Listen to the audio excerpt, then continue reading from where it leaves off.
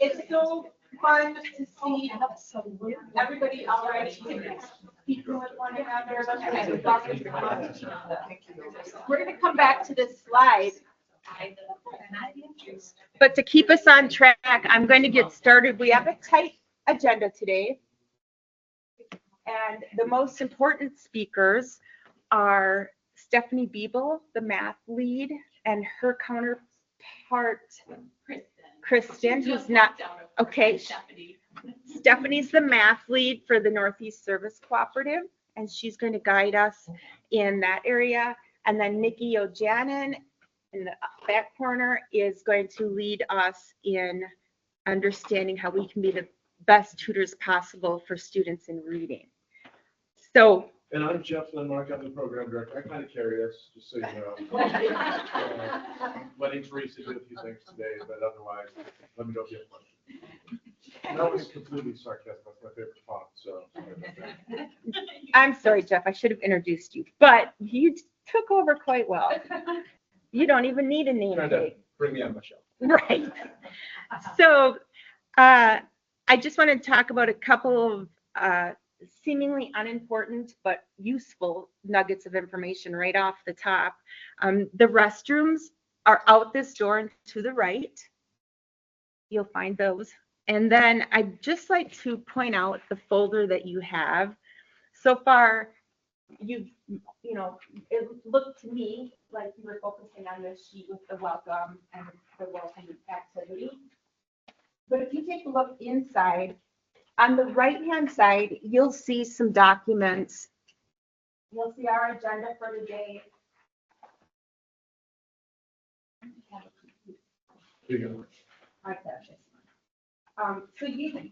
So on the right side are the documents and handouts for today. And there's a piece of blank white paper at the back if you want to take notes. I'd also like to point out the updated tutor manual for this year, and there are blank pages at the back if you'd like to take notes. We've added information in both the reading and math areas, and most of that has come from working closely with Steph and Nikki as specialists. The other thing, in the past, the tutor book has included a short section of learner expectations in reading and math, K6. I'm not exact, because I've only been doing this job for a year and a half, and I spoke with the previous executive director and tried to determine where those learner expectations came from that were in the books leading up to this point. And it's rather nebulous, and I am not comfortable just throwing things out there that I'm not sure of the validity. But I'm very comfortable sharing with you the Minnesota Department of Education's standards for math and reading. And within each standard are specific learning expectations or benchmarks, as they're called. And so this is not an easy read. It is not, if you're not tutoring in 6th grade, don't look at 6th grade. Stick to where you're tutoring, because that's enough content for you to try to remember. But I think if you're a tutor in math in 3rd grade, you should definitely get to know these learner expectations. I think it will help you as you're making decisions about the direction you take with your students as your tutor. Then at the very back on the right-hand side is our annual report. And this summarizes the work that we did last year. So that's a little bit about the folder you're looking at. I'm going to try to share this on part too much. And we may have a couple other people join us, but we may not. So I'm just so glad that we're here together today. A year ago at this time, we had one person indicate an interest in coming together for this particular training. Therefore, it didn't happen in person. Over the course of the year, we were getting feedback from our tutors saying, I feel isolated, and I'd like to know people in the organization. I'd like to know the tutors in my building. I'd like to know the tutors in the whole organization. And so as a result of that feedback, we're trying really hard to bring our group together in person as often as possible. And that's one of the big reasons we're doing this today. And I thank you so much for your willingness to spend 3 hours with us this morning in person. What we're also recording this presentation. You're not on camera. We're recording this. It's a virtual recording. It's in real time. So we have a couple people join us virtually. And if they have comments or questions, they're going to communicate to Jeff that they have something to say. And then beyond that, for all the tutors who aren't here in person or joining us virtually, this is recorded for people to watch on their own schedule moving forward. And as we have tutors join us later in the year, we'll have this to share. It's also something you refer back to through the year if there's something that you want to revisit. Absolutely. So this was the welcome screen when you walked in and the welcome activity on your table.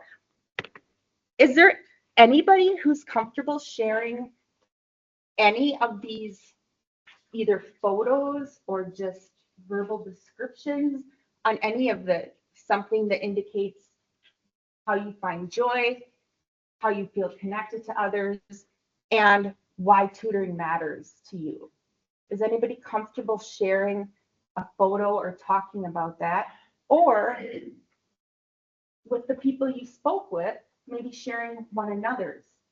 So you can speak for somebody else if they're comfortable with that. But I'd love to get some feedback if anybody's brave enough to do that.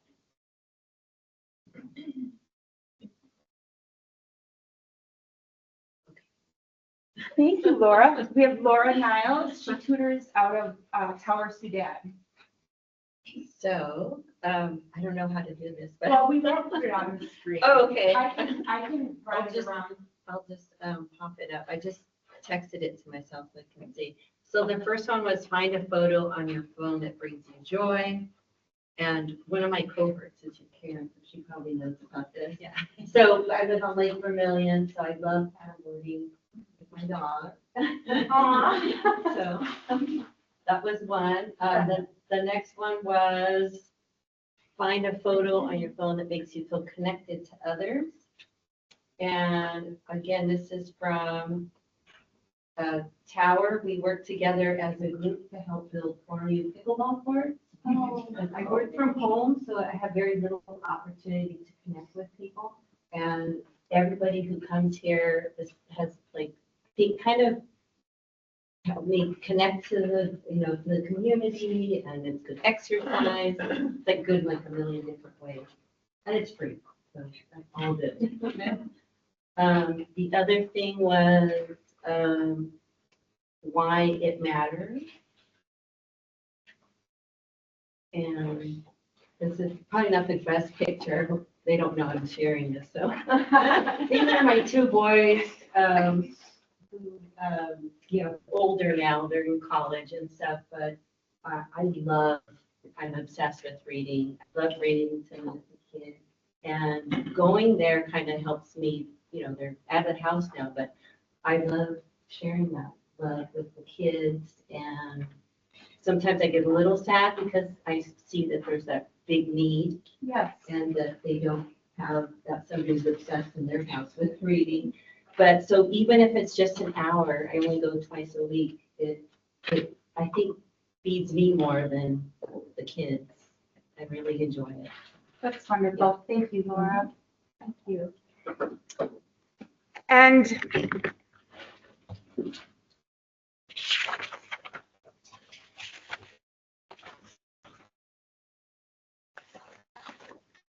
today,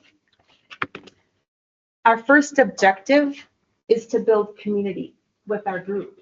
And Laura just helped us do that. And the conversations that you had with each other helped start building that community among our tutoring team. And as we were saying, Laura, building community, we all feel that need to be connected, and it looks different for each of us. But we've all decided that this is one way we're going to connect with others. We're going to connect with our team. We're going to connect with our communities to let them know the good work that's happening in the schools and encourage them to consider volunteering with our organization. And you're going to connect with the teachers and become familiar with what their needs are as they see them for their students. And most importantly, you're going to connect with the students. Our second objective for the day is to learn how to best support students in reading. And I introduced Nikki Ojanin. She's going to be speaking soon to help us learn a little bit about being the best tutor we can be in the content area of reading. And then Stephanie Biebl will do the same for us in math a little later. And if you look at your agenda, you can kind of see the timelines that we have sketched out for ourselves. So this is our mission statement. And how I think of this mission statement is that none of it work. The only reason we are successful in this mission throughout our 9 schools is because of the relationships that we connect, that we create, again, with all those folks that I just shared. But if we don't have the relationships with our students, none of these other things can happen. And so that's something you're going to hear throughout today as other speakers share their thoughts. And it's something that we've talked about in the past, and last year's training video spoke to that as well. And I know you all know it. The relationships. We care about our students. We want to support their well-being. Why? Well, because we care about them and want to support their well-being. But in doing that, a strong relationship with students can improve student learning. I'm going to back up because there are some great pictures of you guys working with kids using those relationships that you've developed. Our schools need us, and Laura, you just brought this up. There's great need in these 9 schools. They're all under-resourced for 2 reasons. One, they're all rurally located. The Minnesota State Education Fund is divided in such a way that rural schools in the whole state get 20% of, well, actually 19% of that funding. So right off the bat, these schools are under-resourced because of their geographic location. So that's a problem. That's one reason that we make a big difference and are truly needed. We are a free service to these kids and their families, to the teachers in the schools. Many of these families, that the students that you're working with, come from low-income families. And the way that we measure that in schools is by the percentage of students on free and reduced lunch. And every single one of these 9 schools has a higher percentage of students receiving free or reduced lunch than the state of Minnesota and even the county of St. Louis County. So these schools, again, are under-resourced for at least these 2 reasons. Another concerning piece of why our kids need us is that these schools are underachieving at varying rates. Most of these schools, let me just say this first. The comprehensive exams that Minnesota Department of Education requires of students, when we take the averages for the whole state for all the grade levels tested and all the content areas tested, the level of proficiency is astonishingly low, sadly low. In math, it's 50%, give or take a percentage. In reading, it's 46%. In science, 39% of the students are reaching proficiency in that science. standards. That's not great news. What's worse is that most of these schools are lower than both the state average and even, again, the county average, which I don't have those numbers just off the top of my head. So our schools need us for these easily explainable reasons. In the annual report at the very back of the left side of your folder, I have shared the impact that we made last year. We don't need to dwell on this side. I'm ready to introduce Nikki, but this is astonishing. The service the difference we made last year. And this is all based on surveys that we distributed in January at the end of first semester, and then again in May at the end of second semester. And this is what we're finding. I don't expect that you can see this. I just want you to know that our service last year was astonishingly effective and helpful, meaningful, and important for us to continue. And you can find the whole annual report is in the back of your folder, and I encourage you to take a look at it. So now we're going to move on to our second objective, which is to learn how to be the best tutors possible in the content area of reading. And for that, Nikki Ojanin is going to come speak. Nikki, do you need Google? Do I need a what? Do you need the Google Drive? Yes, just the presentation Okay. would be awesome. And then this guy is Yep, never used a clicker. I know. Destin is letting us use that. Yeah. He said his grandfather gave it to him. Oh. And it's very important that he get it back. I'm going to let you get Yeah. into the mode that you need. No, that's perfect. Okay, thank you. Thank you. All right, so I'm going to present maybe. There, okay. Yeah, I am Nikki Ojanin. I am the regional literacy coach here at the Northeast Service Co-op, and this is my first year doing it. So thank you so much for inviting me here to Teresa and Jeff, and thank you guys so much for being here. This is exciting. Just so you guys know a little bit about me, I was actually in Cloquet, so I'm sure you guys are familiar or heard of Cloquet, maybe not, but about an hour away. And so this is my first year here. I was a science teacher forever, and then you're probably thinking, what are you doing talking to us about literacy? So this is actually year 5 of my literacy journey, and it has been life-changing for me. Like, I actually started working with a literacy coach in my science classroom before taking the position as a literacy coach in our district, and I have just seen the strong impact that this new type of reading instruction can have on students in all areas and in all subject matters. And so I'm going to start my timer so that I don't go over. Sorry. So I'm excited to bring this to you, and I'm excited to share with you some of the things that I've learned. So the first thing, hold on, I'm going to organize myself. There we go. So I got a clicker. That's right. So by the end of today, kind of my goal, and when I talked with Teresa about this, reading instruction is shifting. And so I'm understanding that some of you were in the classroom, maybe were retired teachers, have taught reading before.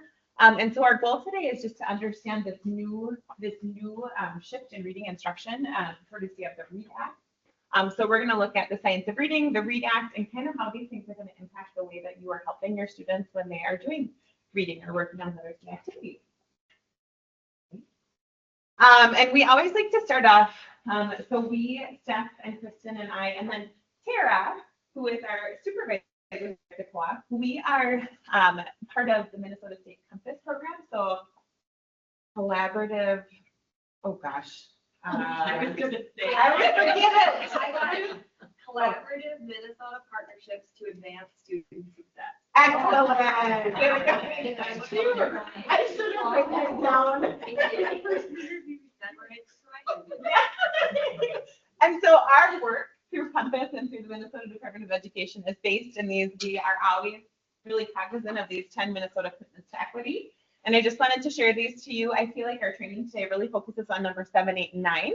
So number 7 is monitor equitable implementation of standards, improve quality of curriculum and instruction for all students. So in your jobs as tutors, I felt like that was one that you were really focusing on. Number 8, valuing people, focusing on teachers and leaders, developing people you have, ensuring equitable access to best teachers. So that's you guys. We value you. We value the role that you play in all of the students' education that you're working with. And then number 9, improving conditions for learning. So I won't, Teresa already really touched on this, but we're just focusing on culture, climate, that social emotional development, having those relationships. Like what we're going to talk about today is important as well.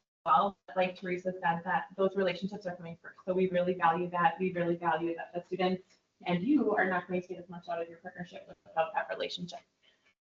All right, so to start, we're gonna play a little word game. And I actually don't know. Do you guys know Blippi? I found this GIF, and apparently Blippi is a very popular fan, like with the under 4 crowd. But what I'm going to do, I'm going to just demonstrate with you guys, and I would love if you feel comfortable just saying or speaking the answers that I give to you. I'm going to give you something called the PAST assessment. And so what this is actually an assessment that may be used. Some of the students that you're working with may actually do this assessment. It's a phonological awareness screener to tell us a little bit more information about a student. So I'm going to have you do it if you're okay with it. Oh no, you just know. So I get to tell you something and then you get to say it. Okay. So for example, we'll do one together. The first one says, say leapfrog. Leapfrog. Now say leapfrog, but don't say leap. Frog. There you go. So I'm going to go through these, and we go at a pretty brisk pace. Like when the students do this, they get 3 seconds to be automatic to say these. So, and keep in mind, this is an assessment that kindergarten through second graders would be using. So I actually did this I have a kindergartner, and she loves when we do this kind of stuff, but some of them are tricky. Okay, ready? So now say doorbell. Doorbell. Now say doorbell, but don't say door. Doorbell. Say mailbox. Mailbox. Now say mailbox, but don't say mail. Box. Say, okay, these ones are tricky. Now say far. Far. Now say far, but don't say far. Say name. Name. Now say name, but don't say name. Say 5. 5. Now say 5, but don't say 5. Say kite. Kite. Now say kite, but don't say, or sorry. Now say kite, but instead of say right. Right. Say cane. Cane. Now say cane, but instead of say rain. Say soup. Soup. Now say soup, but instead of say cup. Okay. Now say sleeve. Sleeve. Now say sleeve, but don't say sleeve. Say great. Great. Now say great, but don't say good. Great. Good. Say sword.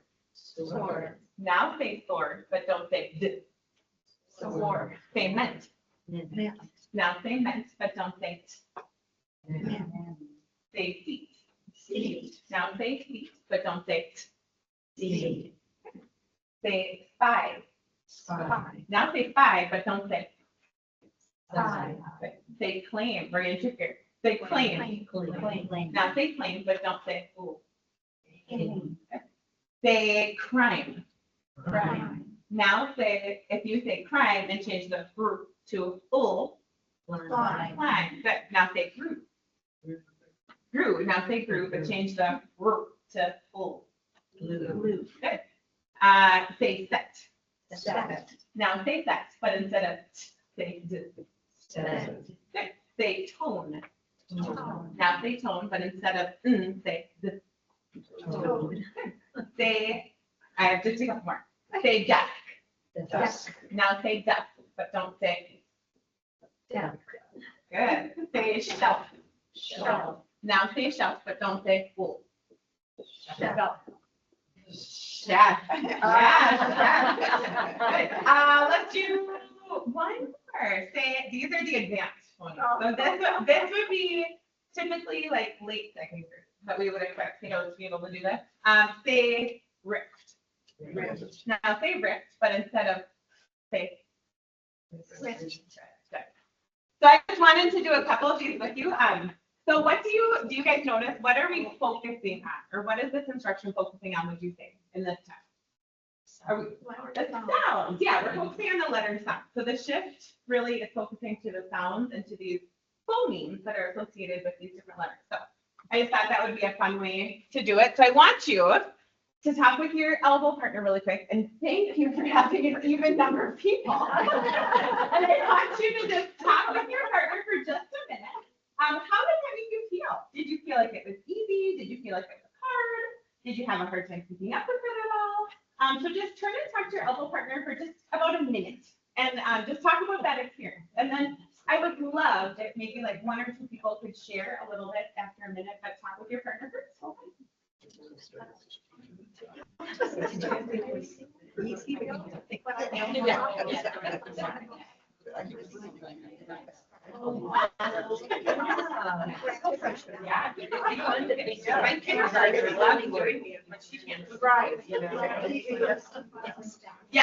Yeah, and if you would like, I have it.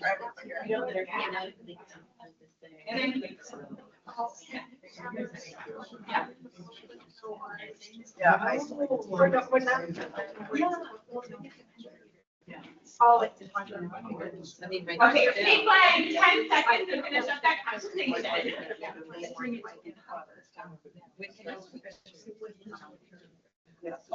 No, but I would check that out. Okay. Does anybody feel comfortable? Would anybody be willing to share how you felt? So I found it easy. My partner had a hearing. I'll share that, so that makes a difference. Yeah, definitely. And I would, if I can just quickly add, so I did something like that with my first graders last year. Yeah. Because if they can't hear the sounds, to string together the individual sounds to make a word, that's where we struggle. Yeah. So did you feel like it was beneficial to use? Like, did it give you good information doing something like this with your first graders? It did that they needed more work on that. Yes. Yeah, so you found it beneficial. Good, thank you guys for sharing. And yes, hearing is a big thing too. And I apologize, I should have probably walked around more or projected more. But I think the idea, Oh, it could be valuable in terms of if somebody's not hearing, maybe they have an issue with hearing. right. You know, like a little child. That could give you good information too. Yeah, no, I have good information back, because I know that my son was not hearing when he was in kindergarten for most of the year. And I had no idea. It took me a long time to figure it out myself. But if somebody like you were sitting with him and recognized and tipped off the teacher, it can head stuff up earlier. So just those important observations to share back with the teachers is really critical. Definitely, and you could absolutely, a teacher could potentially, right, ask you 2 minutes or something like that, so thank you for sharing. Anyone else want to share your experience, or how you feel, or past experience? Anyone else given this assessment before? Yeah. Do you want to share anything, John? Just that it was, in the district where I taught, it was used as a dyslexia, assessment tool. So. Yeah. Great criteria that we were supposed to evaluate kids and then, inform the parents based on the results, so. Yeah, and we actually won't talk about that a lot today, but that is a big thing, like within the state, is that all students K-3 go through these assessments, which we will talk a little bit about. But one of the things they're looking for are those characteristics of dyslexia. And one of the new things that has been added just recently, students are going to be screened 3 times a year for nonsense word fluency. And so what happens a lot of times, and why this screener could be important for recognizing characteristics of dyslexia as well, is that your dyslexic students may have these words memorized. They might see it, they might see a picture, you might not know that they're having a hard time reading it, but really they have a hard time focusing on those sounds and manipulating those sounds. So yep, that would be another really important thing as well. Thank you. I have a question. Oh, yeah. For mentioning dyslexia, I have a grandson who's dyslexic. There's very little help for him in his school, very little. I mean, that's one reason I tutor. I don't have them in my group, but I want to see what they're doing, and there's just not much out there in the schools. And so his mom and we feel a pretty heavy burden to help him with this, and we don't have the tool.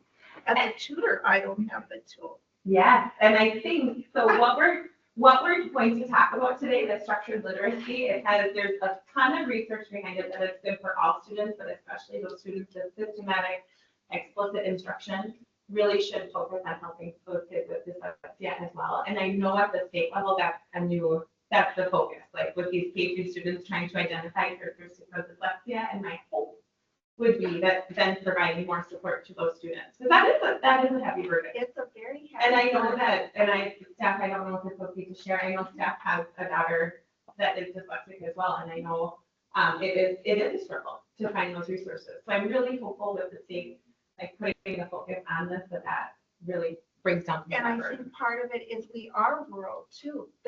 Who is an expert on dyslexia up here? Yeah, I don't know of one. I don't, Is yeah, there one through the agency, the co-op? we don't have one. I wonder if that's something to consider, that then schools could access. And clearly that person would work in every school all the time, but that person could get in and speak with teachers and lead some professional development, even with our tutors. It's just, I think maybe an agency. Well, and I know too, and, oh, sorry, go ahead, Sarah. They're gonna have like videos and things out, the screening for every student with the characteristics of dyslexia, and sharing that will be a requirement to families and students, which is awesome. And with the additional funding, what I'm really excited about is we finally have a team on the co-op, which will be really helpful.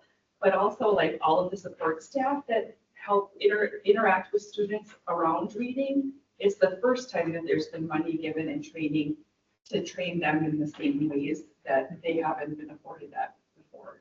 So we're finally, and students that receive services from special education, all of the special education teachers are having the same training. So it's the first big shift where it gives a system the opportunity for everybody to be on the same page. And it seems so overwhelming when the number of hours and the expectations of what teachers are going through. But hearing about the buzz in the school and the focus being on one thing, that collective efficacy is kind of contagious right now for teachers and everybody to kind of get together and get behind something for the first time ever. At the same time. Exactly. Yes. So there's the power in that. Yeah. And then also too, I could share, and Teresa, I could share with you, the state dyslexia, MD dyslexia specialist, Dr. Amy Schulting, is fantastic as well. And I know that, I don't think I could share contact information for her as well. Would be someone to reach out to, because she has done some training. There's different webinars that she has done with Sarah Dowd, who I cannot recall her title, but they are working together really closely as well. So I could share that, it reminds me, and I can share. And her as soon contact as it gets out, like there's gonna be a video and a training about that, we can Yeah. forward it on to, and then she'll be out giving the trainings too, so we might see her again. No, absolutely. Yeah. So good. Thank you for sharing. All right. So, Teresa already did go over my mission. I thought it was really important to put this in here, and I just highlighted a couple of the words that looking at this, thought were really important. So you're engaging your community. We're working on growth, successful citizenship. You are just a really important part of helping these students become who they're going to become and making them feel safe and supported. You're encouraging their growth in these necessary skills. And as members of like these students' villages, we want to give you just some background knowledge so you feel prepared to help them in that journey. So, the redact, sorry, I didn't number my pages, so if I start talking about a slide that's not up there, just let me know.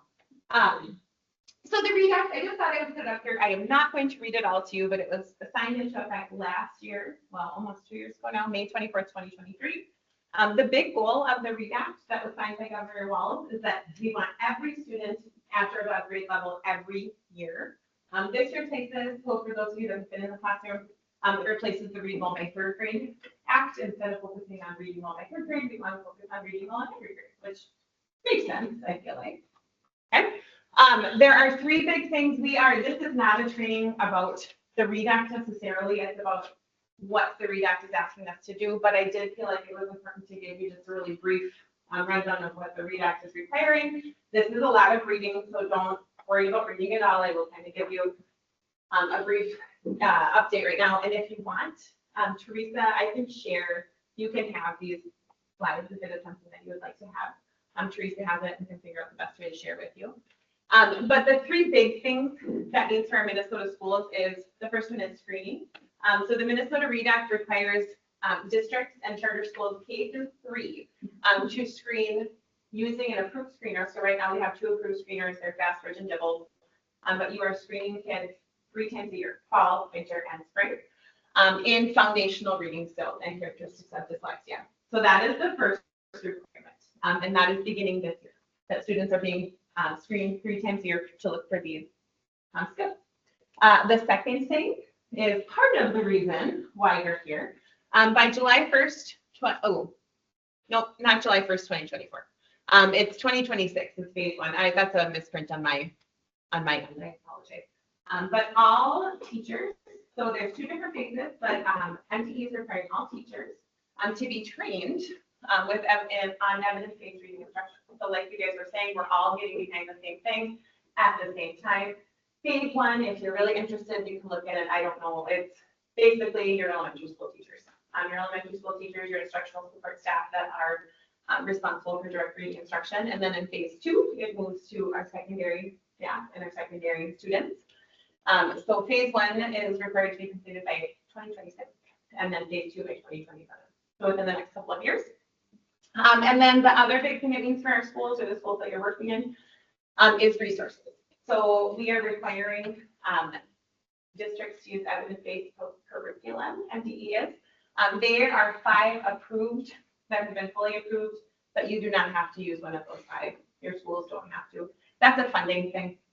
So if you use one of the 5 that are fully approved by MDE, you can use READ Act funds to, I think it's to completely reimburse the cost of that curriculum, as long as you're using an evidence-based curriculum. It's not every school in the state is going to be using 105, but there are 5 that have come up. So that's just a really brief introduction to the READ Act. I also wanted to show you, or Teresa and I thought it would be good to show you, again, if you're interested, and we'll share these slides with you, but there is a READ Act webpage, so I will just click on it really quick. We won't spend a lot of time on here, but if you go, the Department of Ed has the READ Act webpage, and if you look over here on the left side, this is where you would find the most up-to-date information if you're interested. So like if you scroll, over here, we were talking about screening. So if you scroll on screening, and if you go down, it tells you, hold on, I think it's here.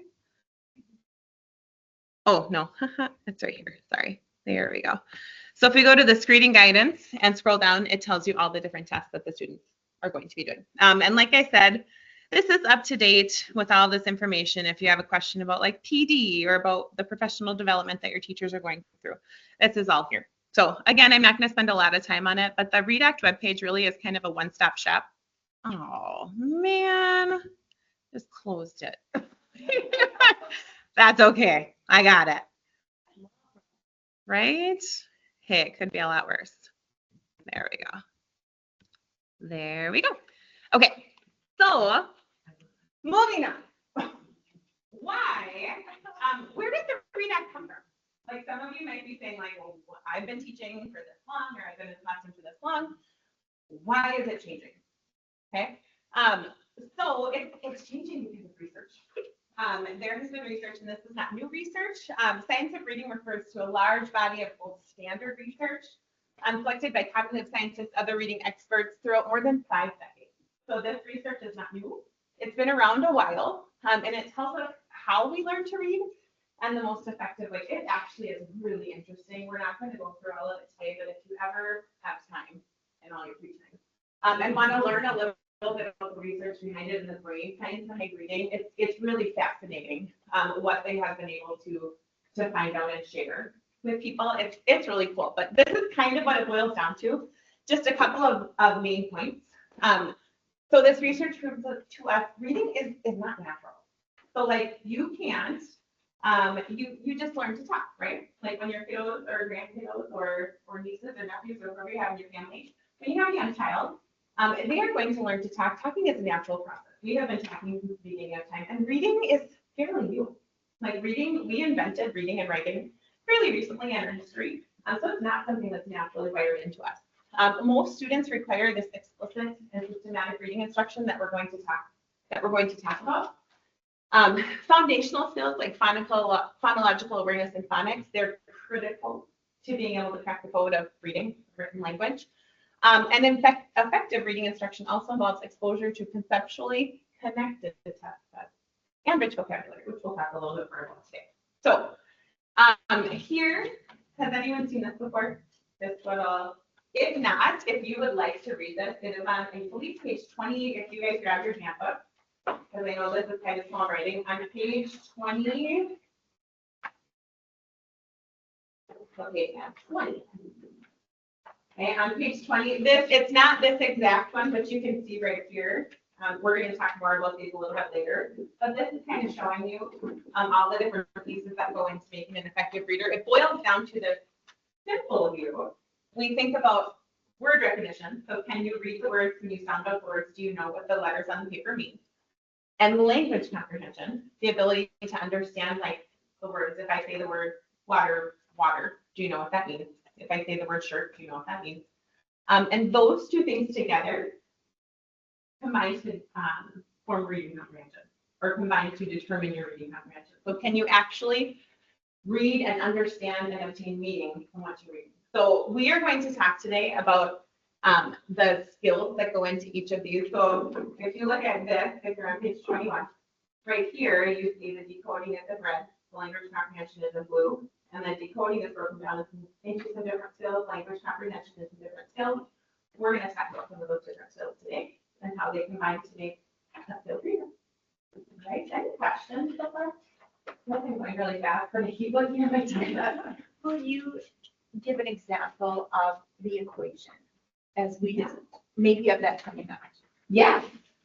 So multiplication, we're going to go into math. So Kristen and Steph might have to stop me if I'm saying this wrong. But if we think about it, if you have a student, and you guys can probably all think of a student in your mind that has a really high language comprehension, they have a really high verbal ability. You can have a conversation with them, they understand what you're saying. But if they cannot read the words that are on the paper, if they have a hard time sounding out words, they don't have a lot of, their sight word vocabulary is really low, their overall reading comprehension, you could give them a text. And if you read the text out loud to them, they might understand it. But if you ask them to read it, since this is so low, even though this is high in the multiplication problem, this is going to bring this down, which is going to decrease their reading comprehension. At the same time, you might have a student that is very good at phonics, phonological fluency. They might be really high here. And if you give them nonsense words, they could ace your test. But if they haven't had exposure to some of that vocabulary and they haven't had exposure, they don't necessarily know the meaning behind those words, that's also going to impact their reading comprehension. So you can probably think of a student where each is the case, I'm guessing, where if one of these is a little bit lower, it's going to bring the other one down and bring their overall reading comprehension down. Does that make sense? Perfect. Okay, so the action to accompany this research, so we've done all this research, we have 50 years of research, figuring out like, yes, we should use this, the science of reading is the thing. Structured literacy is the tool to get that research and science of reading to our field. So what I want you to do, since you already have your book out, can you guys turn to page 21? And I'm going to ask you a couple of questions about structured literacy, but before I do, I just want you to take a peek at page 21, maybe just a picture on the top that shows you structured literacy. We're going to focus on those 5 pillars. And I want you just look at it for a minute, peruse, and then I'm going to ask you a few questions. You and your partner are going to be tested. Maybe some true or false questions. It's okay, I'm not gonna keep score, you're not gonna be graded. And you can keep this on for me.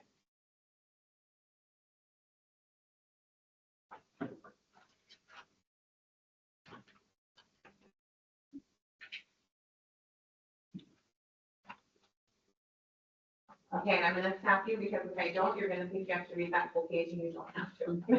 So we are gonna talk about all of these things today in our next 33 minutes. But before we get into it, I'm gonna ask you some questions and what you know. So I'm gonna you to talk with your partner. I have a true or false question up on the board. So structured literacy is just more fun. Talk with your partner. Do you think that's true, false? You can use your book if you want to. That's okay.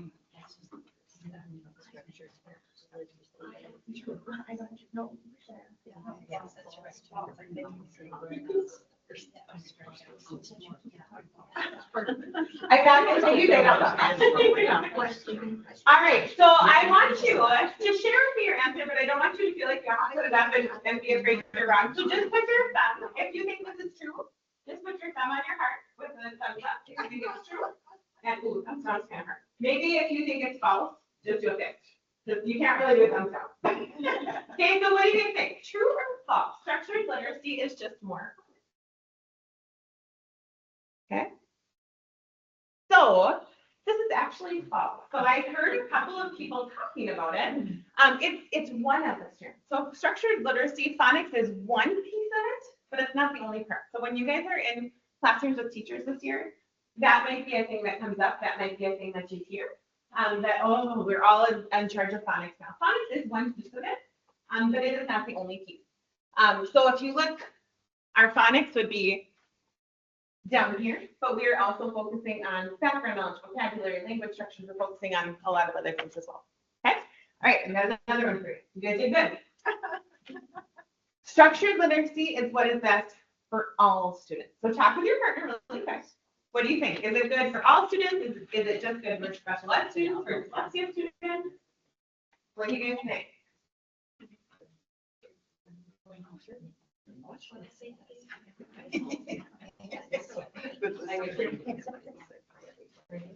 Okay, so thumbs up on your heart. Thumbs up if you think this is true. Structured literacy is what's best for all. And fist if you think it's false. Structured literacy is what's best for all. So it is actually true. Sorry, true. Yep. Again, this is really small, and I apologize. I should have made the picture bigger and taken some of the words away. But so if you look, I can just explain it to you. If you look down here, based on the research that has happened over the last 50 years, 5% of students, for 5% of students, learning to read is pretty effortless. They don't need, you can give them, it doesn't really matter what kind of instruction you're giving them, they're going to learn to read. Another 35%, learning to read is pretty easy, as long as you give them some broad instruction. But then if we look down here, 40 to 50% of students, based on this research, learning to read requires code-based, explicit, systematic, sequential instruction. And for 10 to 15% of students, those students with dyslexia, learning to read requires explicit, systematic, sequential, diagnostic instruction with many, many, many repetitions.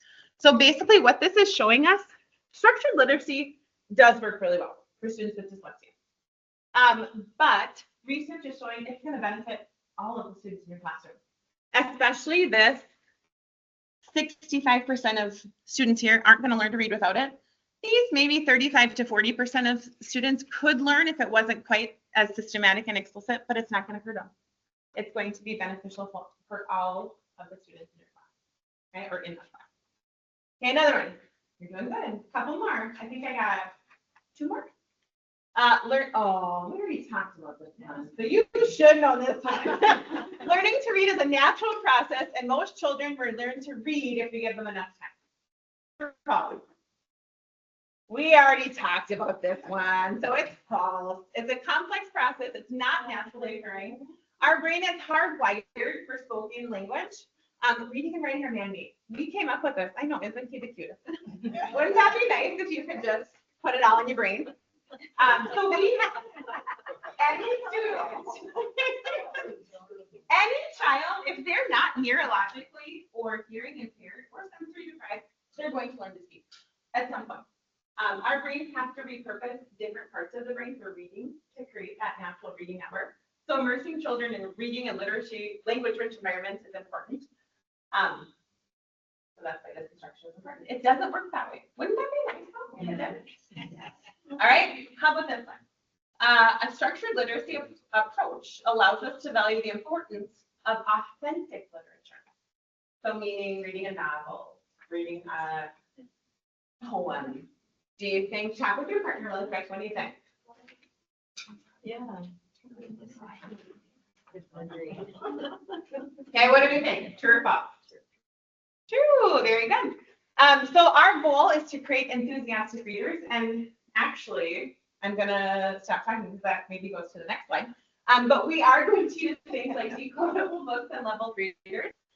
But complex types of literature are going to be used for like read aloud, modeling composition, for fun. When you get your children to read for fun, we are going to use those kind of books. So how about this? Through direct structured literacy, I'll go a little faster through these next one. Sorry. I keep checking my time. Through structured literacy instruction, the joy and love of reading that students experience is positively effective. And I'm just going to show you, the chart on this one. That is true. So if you think about it, that makes sense, right? If you know how to read and if you're good at it and if you understand what you're reading, do you think you're going to like them a little bit more? Probably. And here's some research here. So if you look, the good reader is at the top. The question is, do you like reading?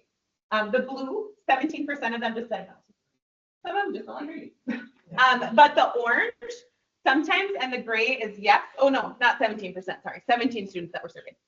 17 said no, but then you have 147 sometimes and 122 yeses. So if you're a good reader, look at this number of students that like reading as a good reader versus an average reader versus a poor reader. Okay, so if we're worried about they're not going to like reading their level books, they're not going to like doing this work, it's actually going to help them enjoy it more because you're giving them the skills they need to be able to read the things. Okay, and this is the last one. This is just a pendulum swing. Talk with your partner for like 10 seconds. What do you think? Is this just a pendulum swing? I might be leaving you, but. All right, true or false? This is a pendulum swing. We know a lot about those as teachers, right? Okay, it's a real thing. Initiative fatigue is a thing. Yes. Did you want to say something? Well, yeah, Yeah. so we have people that are participating virtually and we have a chat. Oh, perfect. And Daniel, one of the people, tutors that's online, pointed out or made the point, structured literacy may not account for the nuances of culture and logic, which I think is a fair point, but I think it comes back like it always does to the teacher doing a good job. But I thought that was a good point to share. Yeah, no, and I think that also with the logic and with culture, it's, you use the structured literacy to give them the basic skills. And then once they have these skills, that's when we weave in those other areas that when we're looking at the comprehension or when we're looking at bringing in some of those cultural pieces. So that's what I would say too. And can I just add? Yeah, absolutely. One of our superintendents has shared with me that they have a heavy emphasis on nonfiction. And so all of this is extremely important for our students to be able to read their other textbooks or other resources that are put in front of them, science and social studies, other content areas that absolutely rely on the students having these skills. If we take a sophomore in high school trying to get through a biology class, but doesn't have these skills in place, well, now their biology proficiency is going to be compromised. So one thing to keep in mind is when we're reading with our kids, weave in some nonfiction as you're also selecting other things if you have that opportunity. Well, and I probably could have done this quicker, but absolutely. Like when you're thinking about helping your kiddos, whatever you're supporting them with, biology, for example, they might, if they don't have these skills that we're learning about or that we're going to support them with, this is going to be low. So they might come up to a word like, what's the biology word? Mitochondria. Okay. I was a science teacher. I got it. So if they can't read that word, if they have no idea how to pronounce it, they also have no idea what it means. Like Teresa's saying, they're going to have no comprehension. They're not going to understand. And so part of what we can do for them is part of structured literacy as well as teaching about morphology and word parts and what parts of that word can you recognize that can at least help you to build some meaning into those words. But then if teachers in the biology class don't have to focus as much on that, the first circle of the simple view of reading, they can focus more on building that comprehension to help increase the comprehension for the students. So what's really exciting is in phase 2 that all of those secondary teachers do get training and do get information.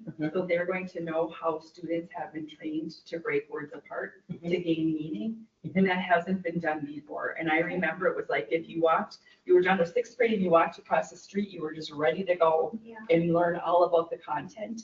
And how many years we didn't even let secondary teachers know, and they were unaware of what the reading level of the kids were.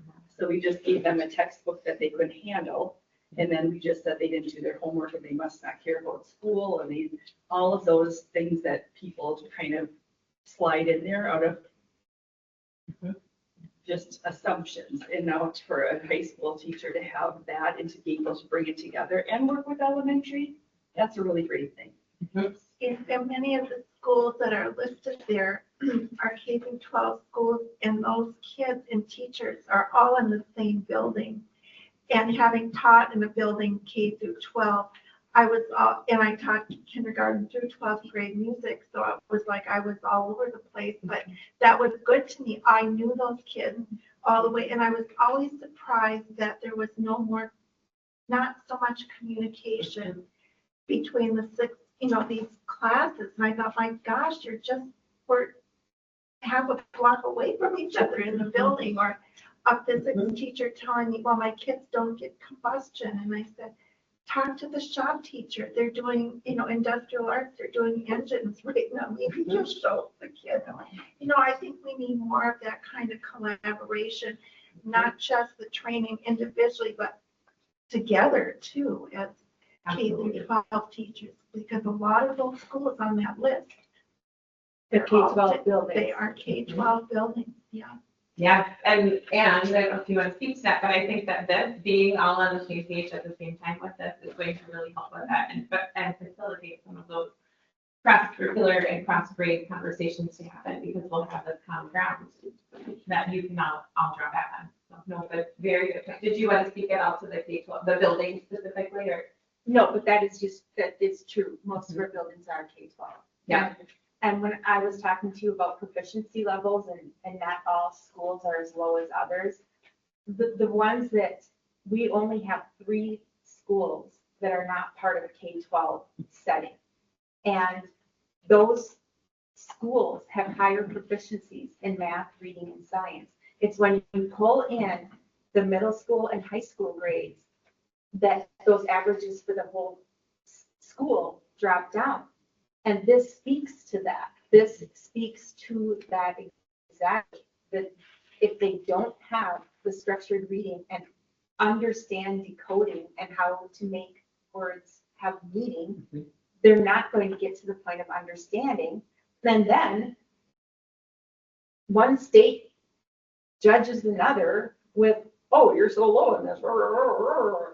But instead of looking at what Bailey was saying, is what can we do about that?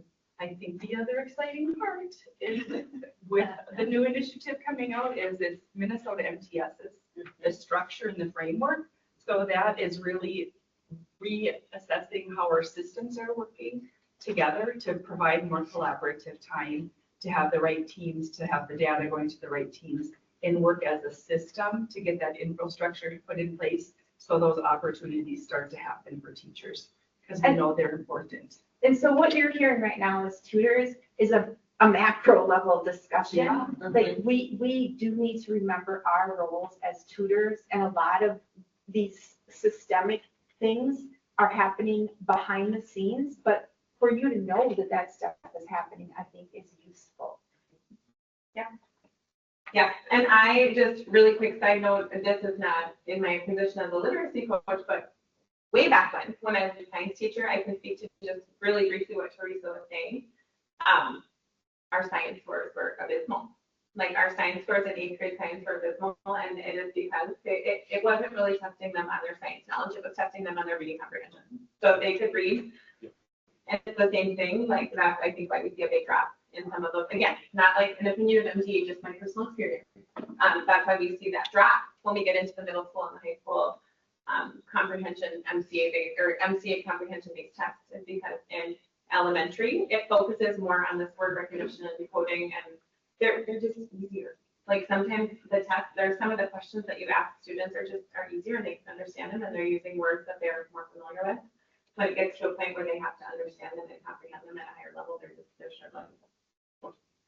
Okay, so what I want to do, the last thing we're going to do here is we're going to dig into each of these pillars a little bit. And I know I have some former classroom teachers and some not, or is everyone former classroom teacher? Not everyone, okay. So some of this might be new to some of you, it might be not to some of you, and that's okay. We just want to give you a common definition and understanding of what these 5 pillars are, so that when you're working with your students, you have something to draw on. So if we look, and this is again on page 21. Okay, on page 21 in your handout, or in your handbook, handout, you know, the paper you have. These are the 5 pillars. So the National Reading Panel has identified these 5 concepts that should be at the core of effective reading instruction. It was released in 2000, so these have been around for, 24 years. These are known as the 5 pillars. So these are the 5 skills we're going to focus on today. We're going to look at what are they, what does instruction look like when you are focusing on each of these 5 pillars, and maybe for you guys as tutors, what you might see your teachers doing, and maybe what students might be doing as you're working on these. Okay. So the first one is phonemic awareness, and if you want to follow along, I think I wrote my pages. This is on page 21 as well. So if you want more information, you can look there. But phonemic awareness is just the ability to identify and manipulate individual sounds in a word. So phonemes are represented by graphemes. We don't need to get into all that, but what you need to know, what we did at the beginning, that was a phonemic awareness test. Can students recognize the sound? So I'm going to just, we're not going with that one. Hold on. I'm going to show you a little video of what this might look like when you're working with a student or a student in your classroom. As you watch the teacher, this is my favorite little boy, Tara. This is the little boy you're going to fall in love with. As you watch the student go through these activities, what do you notice? So I just want to, so this is an example of a phonemic awareness activity. Can the people online see this if I show a video? Yes. They can, okay. So if this is an example of a phonemic awareness activity, what are some things you notice? What are they doing? What are they saying? I'm going to give you a chance to just talk with your partner after you watch. And I dare you not to fall in love with this little guy.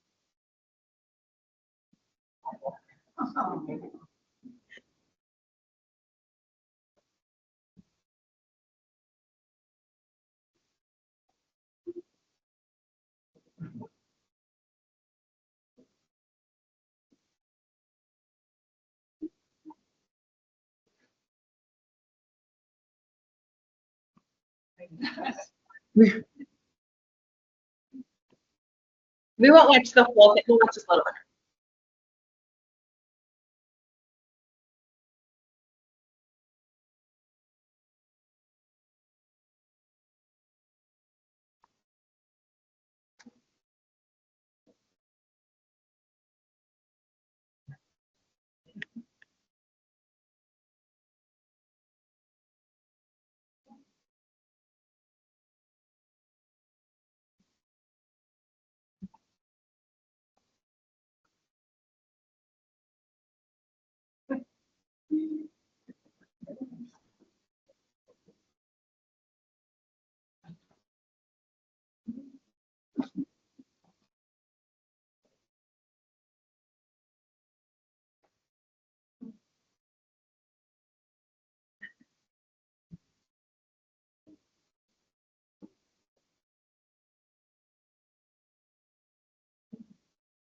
I just wanted you to see the pennies. We'll do one more and then we'll.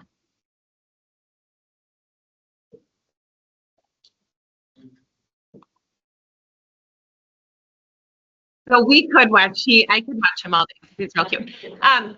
So those were some different phonemic awareness activities that that teacher was doing with the students. So just talk to your elbow partner for a second. What did you notice about the phonemic awareness activities? And you can think back to when we did this past as well. What are some of the things you're focusing on if you're helping a student with this phonemic awareness pillar? Back to your person. You can look in your book too if you need to.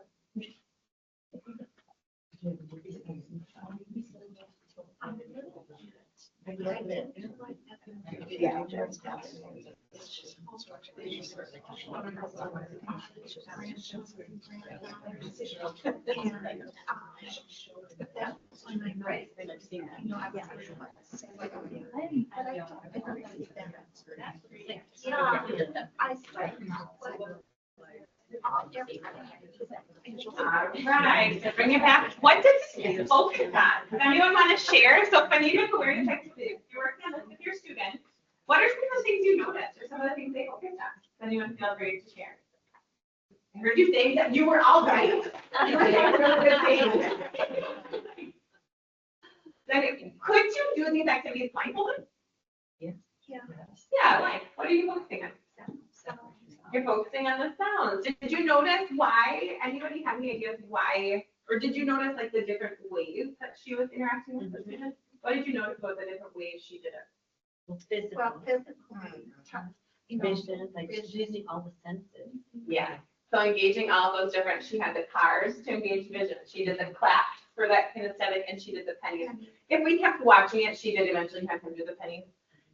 But just for sake of time, we won't keep watching our cute little guy, cute little Isaac. Okay, so good. Oh, sorry. One more thing with this. If you do look on page 21, I'm so glad Teresa put these in your handbook.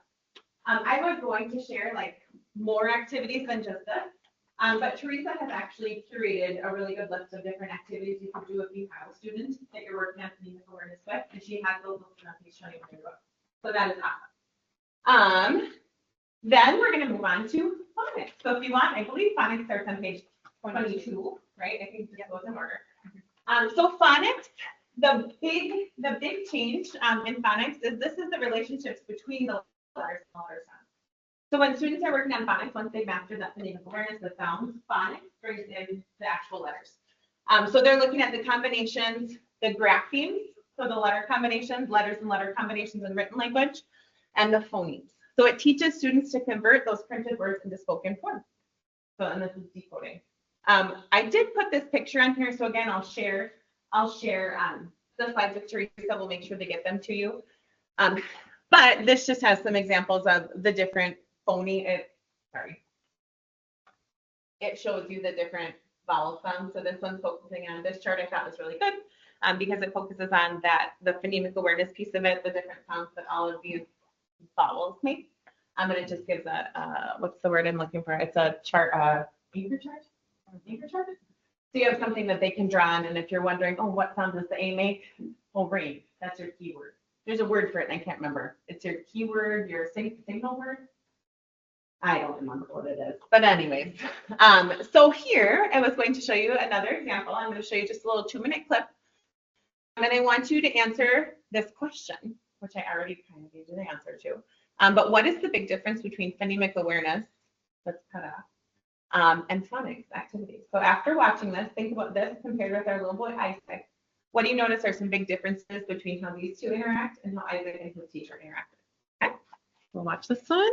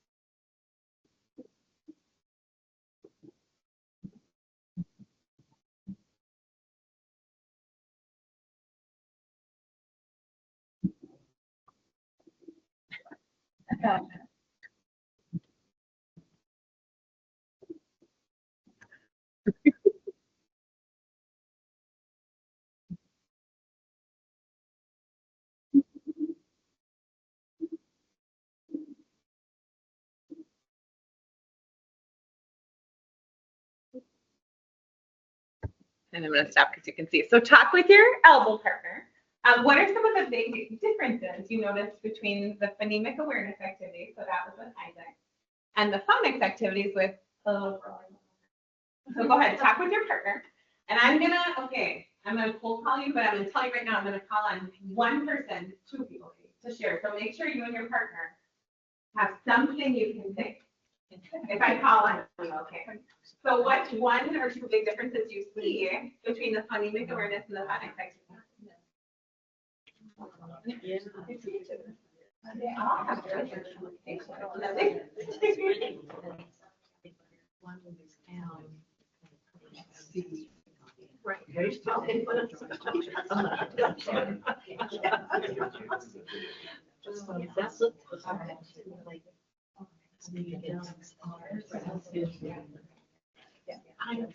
Okay.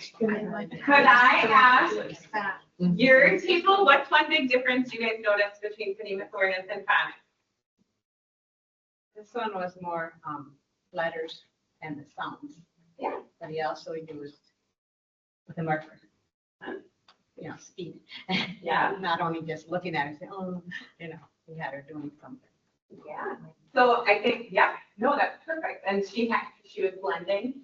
What was the skill? She was doing a good job sounding him out, but stretching on that vowel. But he got some really good information to know how to do that. Did you guys talk about something similar between differences between the two? The first one was more hearing, right? And the second one was visual with the letters. Yeah. Good. Yeah, so that's the big difference. So could you do these activities blindfolded? No, because she wouldn't be able to read the words. Okay. Sorry.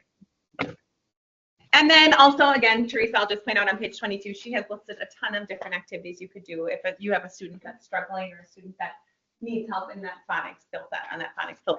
Just have a couple more here, and okay, we're doing okay. Fluency. Fluency is our next pillar, and that is on page 23. So really, there's 3 components to fluency: accuracy rate, and prosody, so expression, if the student's reading with expression.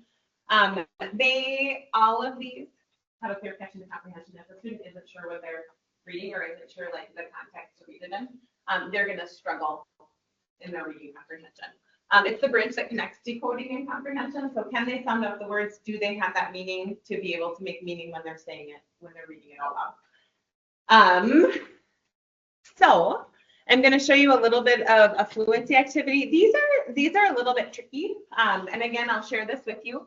I'll show you the video as well.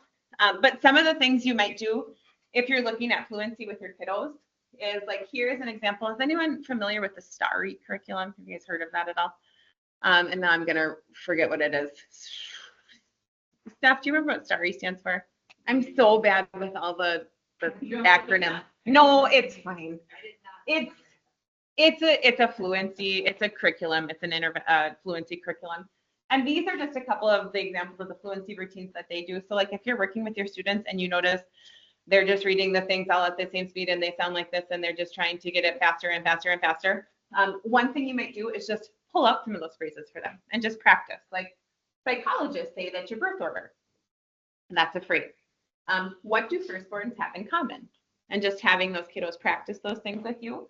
Another thing that you could do, if you look online, you can find a ton of examples of these where you have passages written out, but they have you guys seen this with the slashes? If you see 1 slash, it means you take a half breath after that phrase. If you see 2 slashes, you take a full breath. So you could pull up some of these passages as well and just practice. Jason went on a trip. Jason was going to the zoo and he was excited about the tigers. He loves tigers. So these are just a couple of examples of what you could do to help a kiddo work on some of that fluency. I will also show you, I won't ask you a question about this one, unless you want me to. I'll just show you an example of another fluency activity you could do with students. Oh, well, there you go. There's the disclaimer. I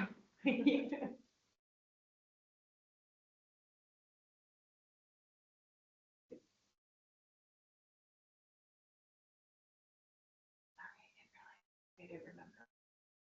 But this is a third.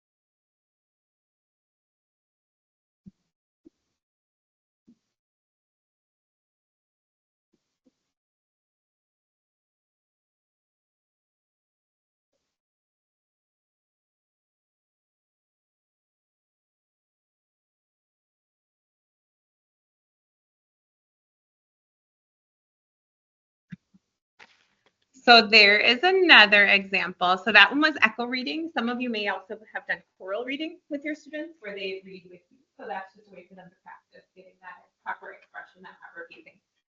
Okay, I've got two more here to show you. I did actually have an activity I was going to have you guys do, but you looked up because we're running out of time. There's several Yeah. on page 23, strategy for fluency. Yeah. Vocabulary is our next pillar. And I think you guys are probably pretty familiar with vocabulary, just the knowledge of words and their meanings. So can they understand the words that are in a text? So some of you may have seen, there's a career model. Is anyone familiar with the career model? You put the word in the middle, you have your definition, your characteristics, examples, and that. That's one thing you could do to help students with vocabulary. I feel like I'm glossing it over, but are you guys, are we okay with vocabulary? Do you guys have any big questions about vocab? Would vocab on that simple view of reading, would vocabulary help on the word recognition and decoding or on the language comprehension side? What do you think? Language comprehension. Yeah. So do they understand the meaning of the words that they're reading? I do want to show you this one. We won't watch the whole thing, but this is just a really, so the vocabulary activities are on page 24. Correct. Mm-hmm. Thank you. So you guys are probably more familiar with the career model, with writing out definitions. But I thought this was a really cool one to show you if you have a student that's struggling maybe with a particular word. The way that this teacher chooses to do vocabulary with her kids might be something that could help with some of your tutoring students as well. So I just wanted to share.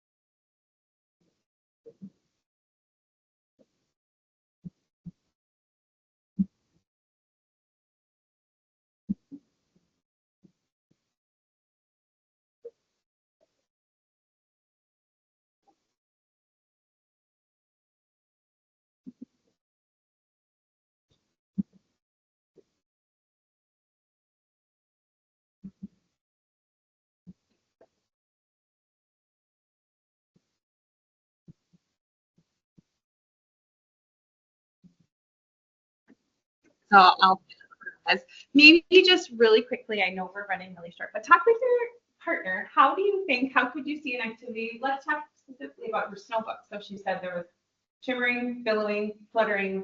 Were those the three she said? How can movement, or how do you see that movement maybe help those students understand the vocabulary words? Talk for just a second with your partner. Or do you think they come up?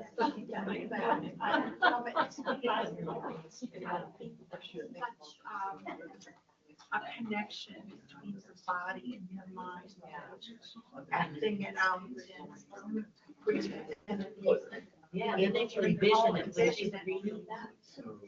Picture themselves. Okay. Do you think that that helps those students understand the difference? Yeah. How many times do you, maybe I'm alone here, but if I'm an avid reader, I love reading. But sometimes if I saw shimmering, billowing, fluttering, in my mind, those would probably all look the same, but they're not the same. So having that kinesthetic, that movement connection just can really help them be descriptive. And then in the video, she also goes on to say that then they're able to be more descriptive in their writing because they understand the difference between them. Okay. The last one is comprehension. This one, I don't know that we have to, this one is not a new, this is probably a pillar that most of us are probably pretty familiar with. The phonics, phonemic awareness, fluency are maybe things that are a little bit newer, but comprehension is just sense making. So this is our final side of, this is our product of the equation. It ensures students make sense of what they read, they can draw correct inferences.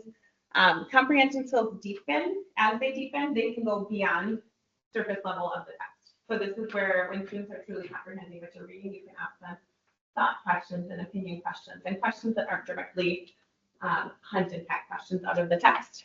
So just a couple different examples of what you could do for a comprehension activity, of roll and retell. You guys maybe have seen this before, but you give students a dice. You could have them, and this would be really easy to do in a tutoring one-on-one or small group situation. Roll a dice after you read a story, and if you roll a 3, tell me about where does the story take us. If you roll a 6, what questions do you have about the story? If you roll a 1, what is the story mostly about? So those are all just some different examples of what you could do for comprehension. There are also some examples on page 24. Thank you. On page 24. And then again, I just want to show you, I'm not going to show you this whole video clip, but this is you may have students, I do want to share this with you because you may have students that this would be really helpful if they're having trouble comprehending something. This is, you're creating a picture. Like if you ask them questions and let them take that picture from their mind or help them to get a picture in their mind. This is another example of something you may be able to do. So I'll show you just a little bit of it.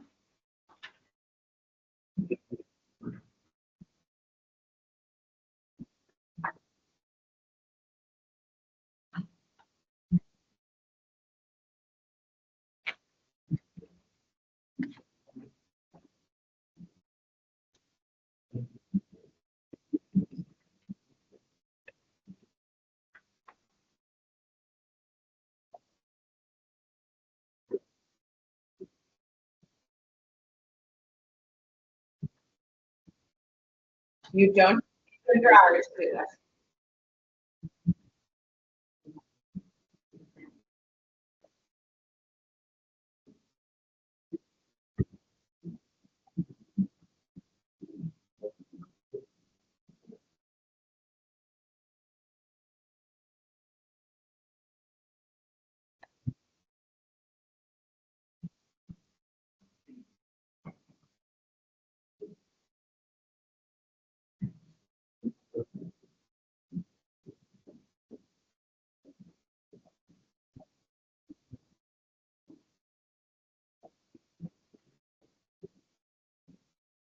Are we familiar with Mr.?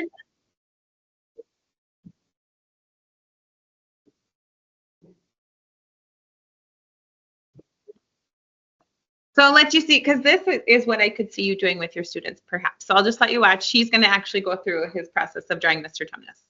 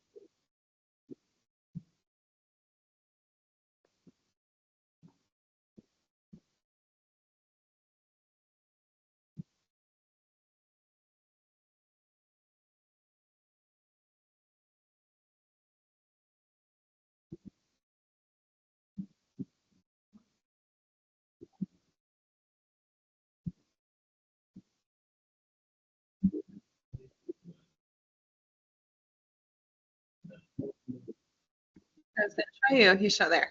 So there's his drawing by Mr. Jonas.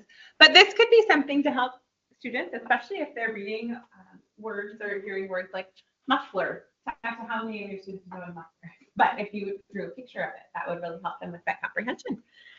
All right, we made it. I just want to talk really briefly on page, if you guys go back to 20,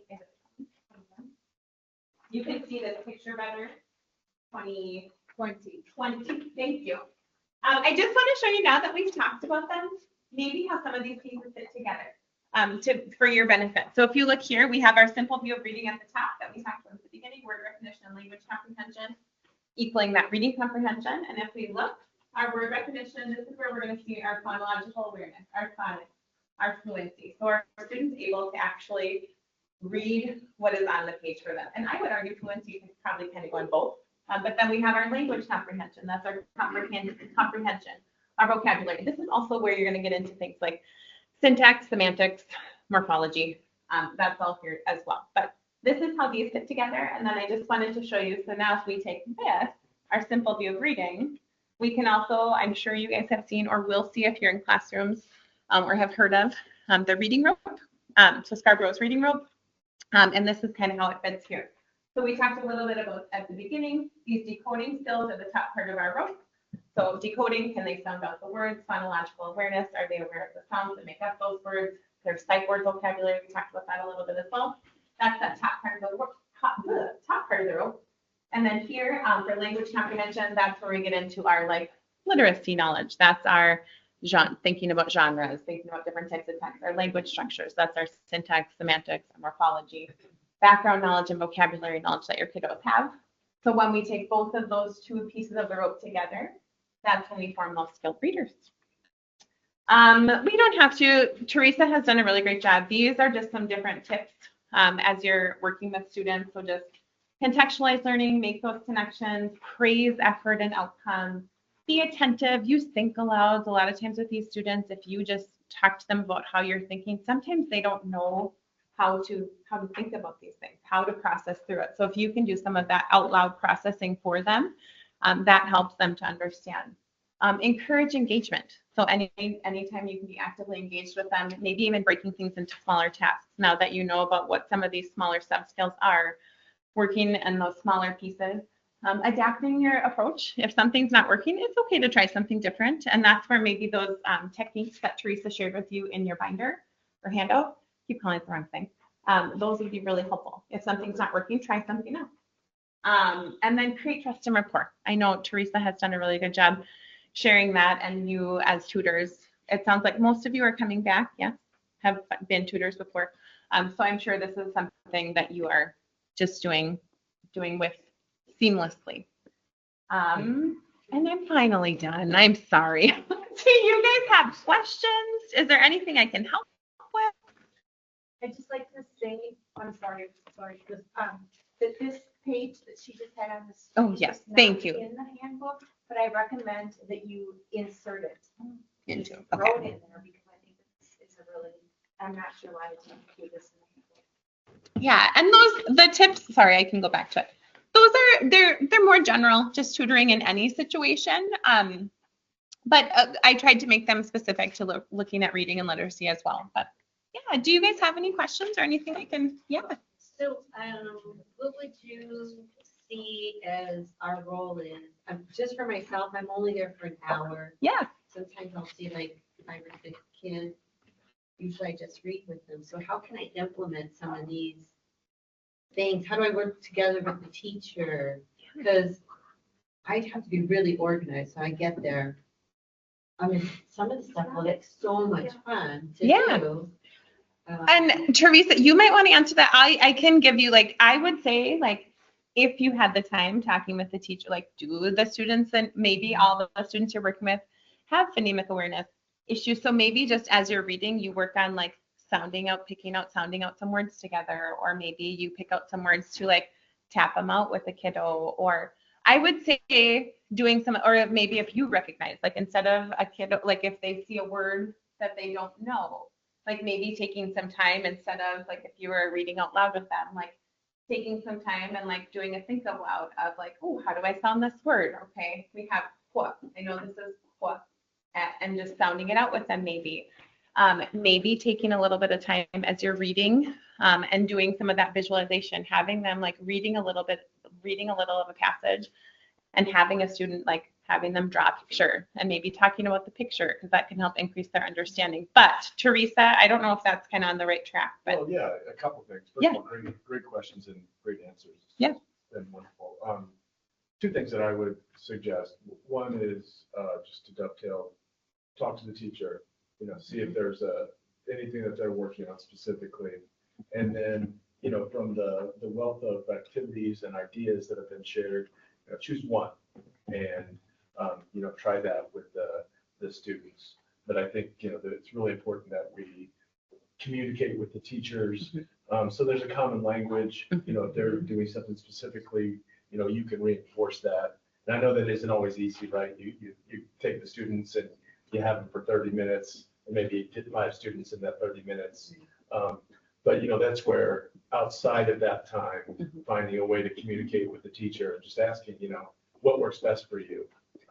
Is there a time I could sit down with you or, text or what works? And Jeff, to add on that, I was just going to say, could you even, like, I don't know that I'm not familiar, but maybe even with the teachers just saying like for this week or for this month, we're going to focus on instead of having, because that would be a lot for every day to be like, okay, what are we doing today? What are we doing today? But maybe just talking to the teacher and saying, what could our focus be for these couple of weeks or these couple of days? And then sorry to. And so speaking to, this is a really big question that we have with all of our tutors.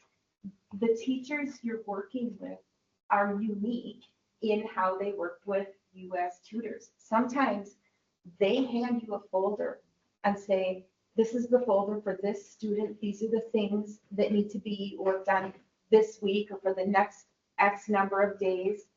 For others, you show up, there's nothing.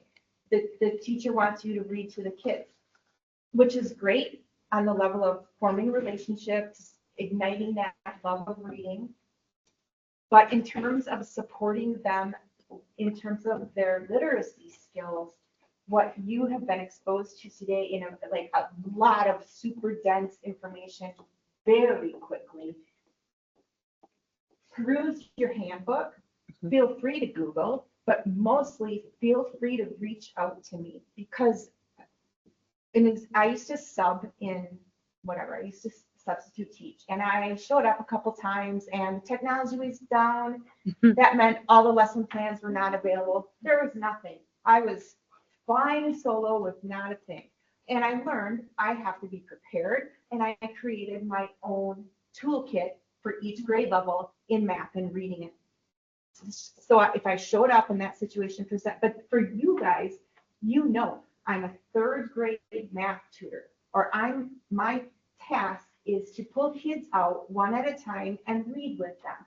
And I think that your idea, Nikki, of whether or not you make a plan with the teacher, because sometimes the teachers, they're not going to make time for you, but you can have your own plan that, okay, for the next month, this is going to be the focus. After that, this will become the focus of the 5 pillars and the activities related to them.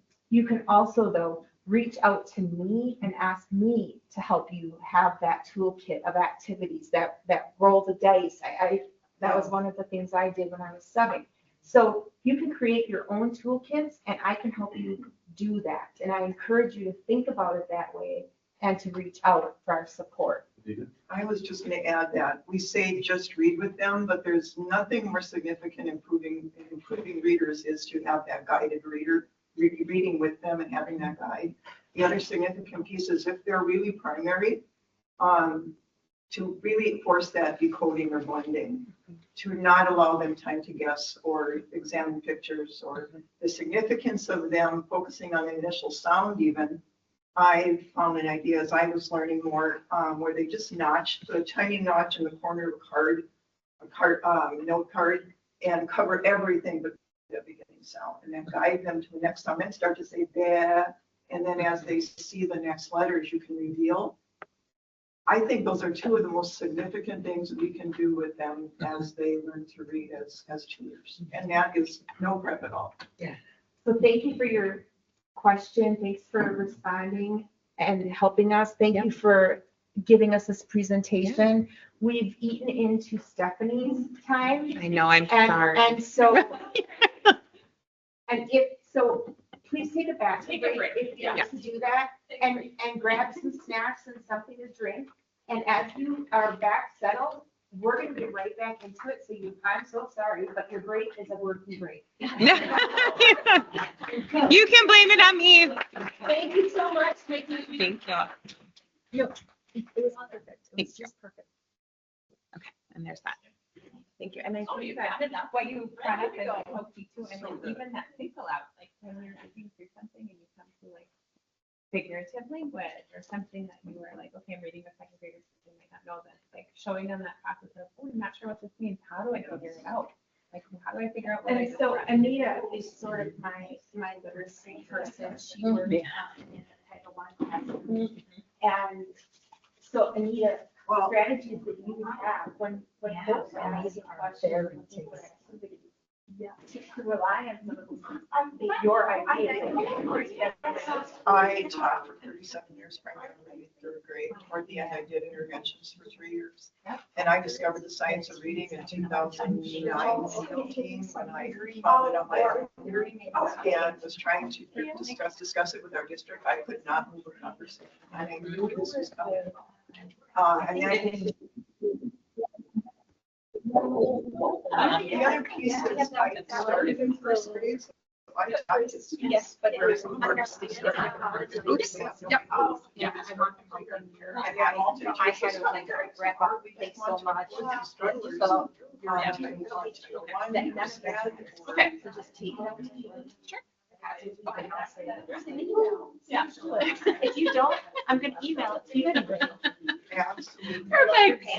I know, I love them too. They're so cute. Yeah, they're great. I got them.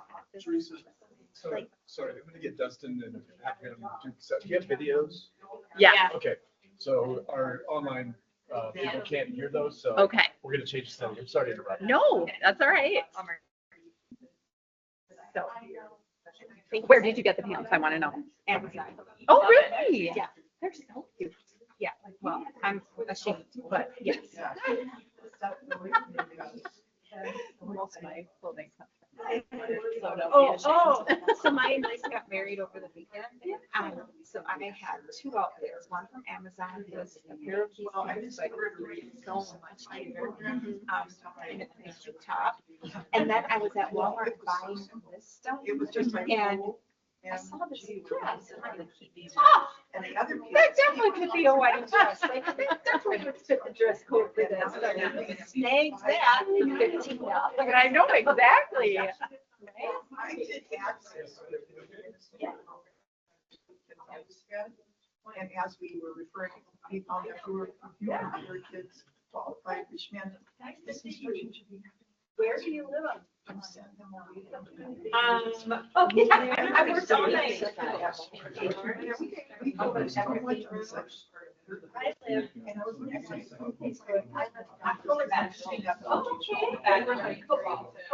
yeah. No, I've never played. I used to be a racquetball. Oh, Teams, turn on desktop audio meeting.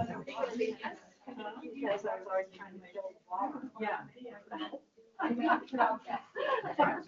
Oh, and I played for years and years and years. Well, a lot of them I was so glad they. Yeah, probably. Same thing. I love you, Microsoft. Why would they give you more study? I know if there isn't any more. So misleading. Meeting.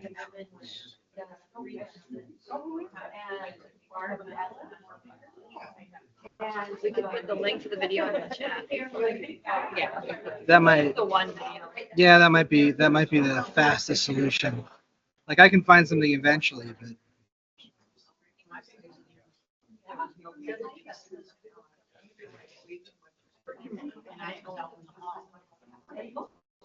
yeah, it might be easier to put the video in the yeah, just for speed's sake. Yep. So, How have you been? Good, how have you been? Good. Let's see, how do I open and share maybe? Get the link that way.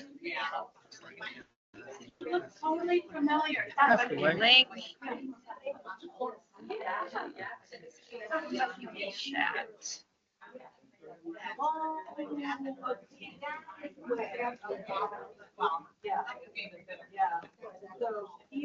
Oh my God.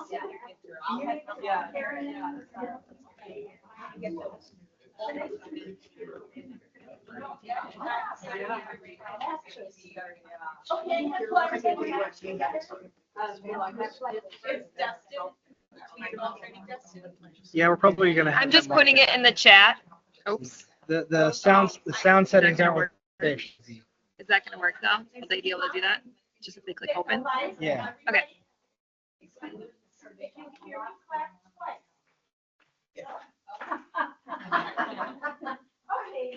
It might have been in the initial. I'm gonna do some experimenting just so I know next time. Okay. It might have been the initial share settings. Because if you're sharing the desktop, then. But I don't want to mess it up. Yeah, I hear you. And so that is an example of something that you should definitely email me and Jeff. Or email me and Jeff.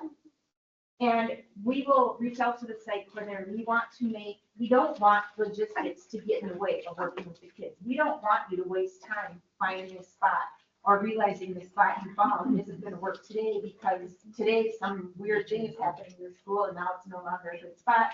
And you're wasting your time and we don't want that. So things like that come up, really, anything that comes up. A teacher who doesn't have as much prepared for you as you were hoping, or some sort of a challenging situation, or finding a spot. We want to help with those things. Please don't feel like you have to solve those problems. So I'm now going to, we're going to turn to our math experts. This is Stephanie Biebl. She's the math lead, and Kristen Kilpo. Kilpo, I'm sorry, Kristen okay. and I met a little bit later than and you are The regional math coach. Math coach. Yep. Okay. And so we're gonna get going. Thank you. Okay. Well, good morning. Good morning, everybody. Good morning to the good people online. Hello.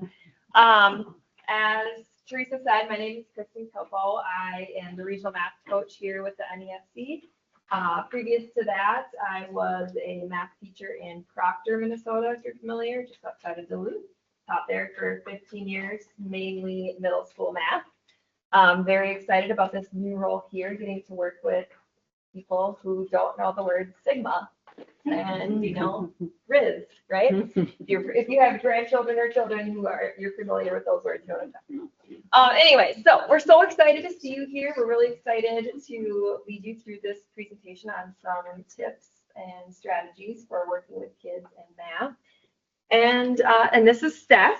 Steph is my lead.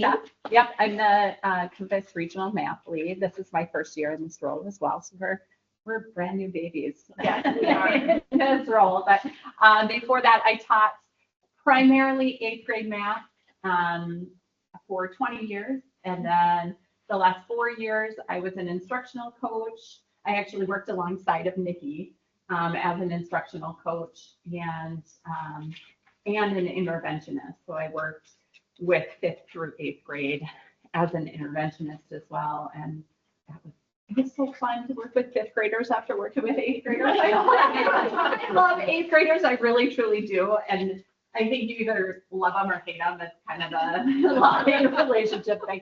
And us middle school teachers, we're different. Yeah, we're just a different breed of people. And so we tend to appreciate those 8th graders as crazy as they can be. But we appreciate them more now. Yeah, I know, exactly, right? Exactly. But feel free to get up and move or grab something to eat at any time during this. I know you guys have been talked at a lot, and if you were our students, we would probably make you get up and move around more, but we're not going to make you get up and move around. But if you want to, please feel free. We're used to people getting out of their seats. Yeah, so no worries.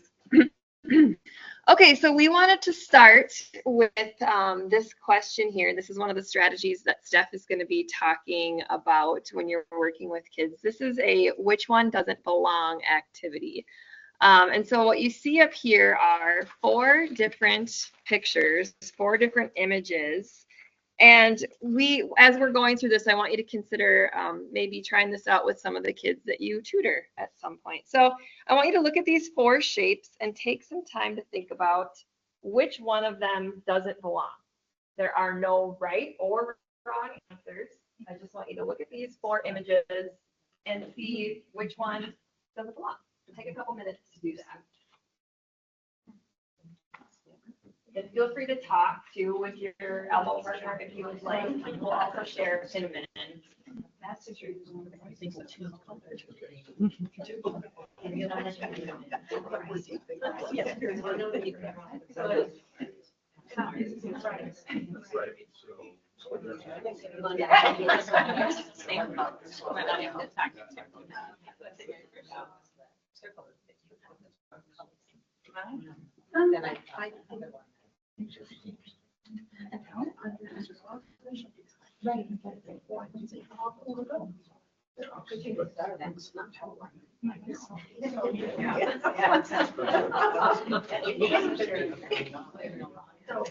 it's a question, but we wanted to exclude.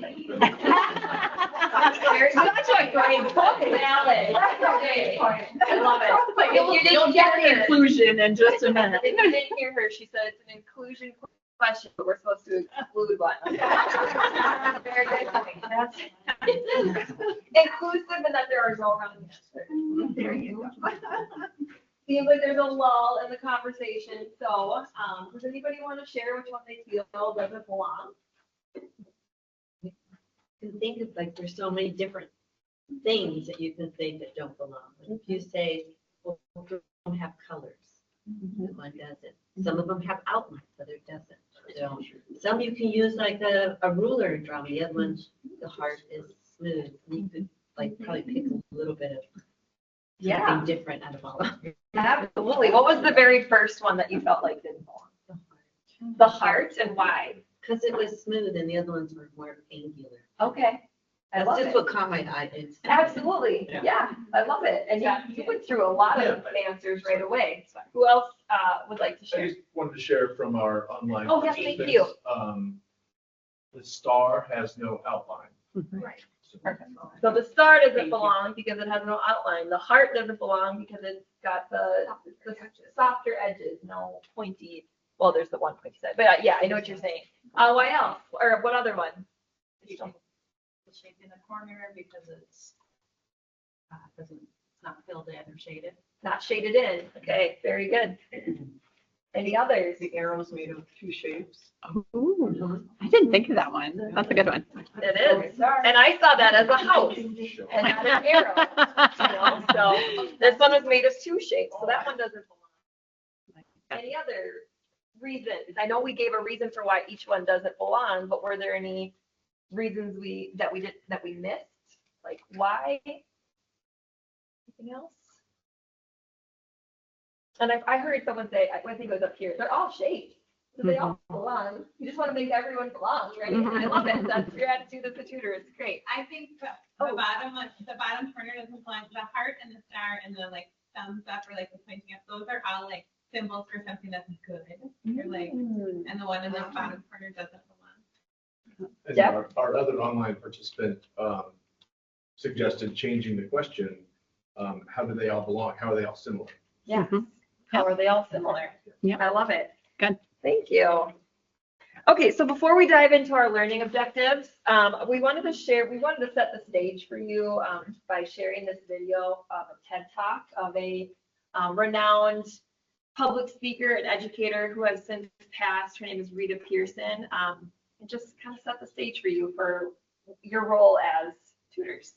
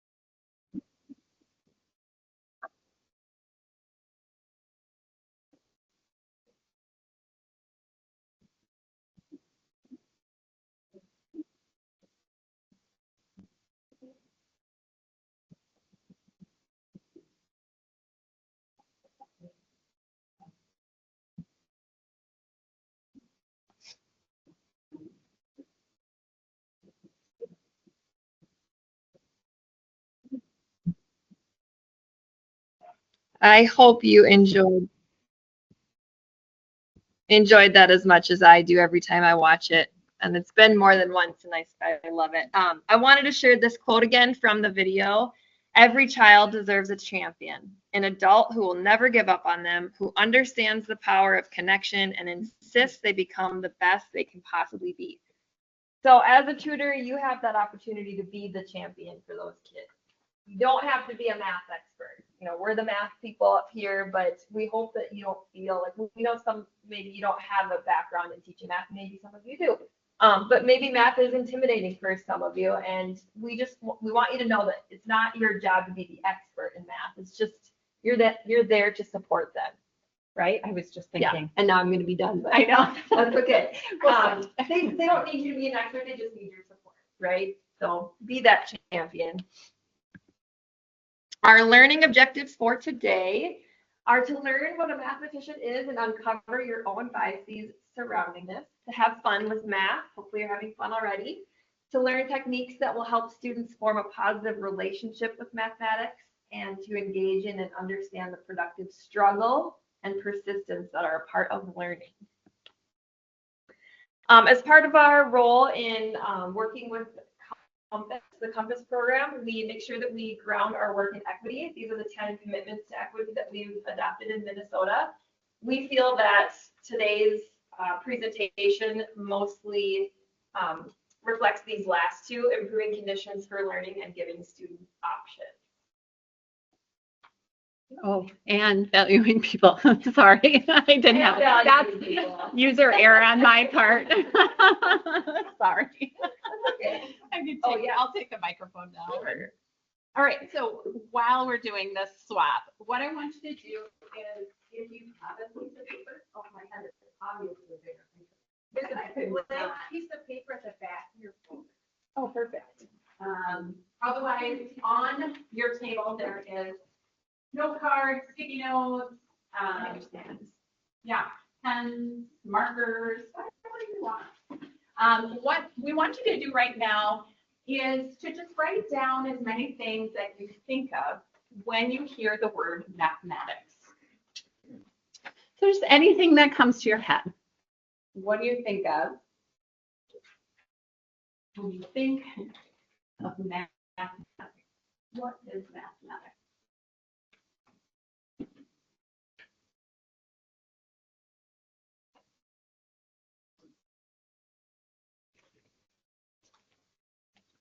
If you're at home, you could write them in the chat if you'd like. Yeah, that'd be great. Thank you. Bringing back my I COVID-19 know. distance learning Some experience. Yeah, that was, PTSD. yeah, a little bit. You took the words right out of my mouth. All right, so what I'd like you to do, if you wouldn't mind, let's just share out a few ideas. And if anyone has some in the chat, are there a few in the chat yet? No? I haven't, somebody's typing. Okay, otherwise, anyone here, if you're willing to share just one or two things that came to your head when you thought of mathematics. Addition, number, pattern, Useful. useful, right? Logic. Difficult subject. Yeah. Fear. That's valid. Oh, I know. Calculation. Good. Okay. Do you think students view mathematics different than the way you just described it? Or us, too. Yeah. I think so. Yeah. I think they're finding more joy in mathematics than when I was a kid. Oh, that is a new statement. I love to hear that. And so I think we probably have some preconceived ideas of mathematics, right? And that comes from some of our past histories, right, with mathematics. Well, I've seen teachers, they write story problems, but they've made up the problems with the kid's name, what they're doing, and it makes it real, and they're listening, to what they have to figure out, and I just find, oh, wow. It sounds like you've been in some fabulous math classrooms, is what it sounds like to me. Yeah, some things from the chat. Yeah, from the chat, what is math? Numbers, equations, plus, minus, multiplication. And then the other person in the chat says, everything in life is about mathematics in one form or another. Good. All right. Many of you have a much broader view of mathematics than a lot of people, I think. And that is a bonus. And I think that's going to be such a huge gift that you bring to the students that you're interacting with. When students are asked, especially older students are asked, what is mathematics? This is their responses. And a lot of them are very similar to what we heard, right? And a lot of that has to do with their experiences in math classes. And luckily, I think some of the experiences are changing. And I think over time, we'll notice these words will start changing. But you notice that the words we're seeing here, they have relationships with mathematics, definitely. But are they really math? Is this really what math is? Algebra, geometry, calculus, those are classes, right? Mathematics, but is that really what mathematics is? When you Google math, have you ever tried doing that? Google math. This is what comes up, right? I know, it's probably not high on the list of things that you would Google, right? Unfortunately, it is high on my list.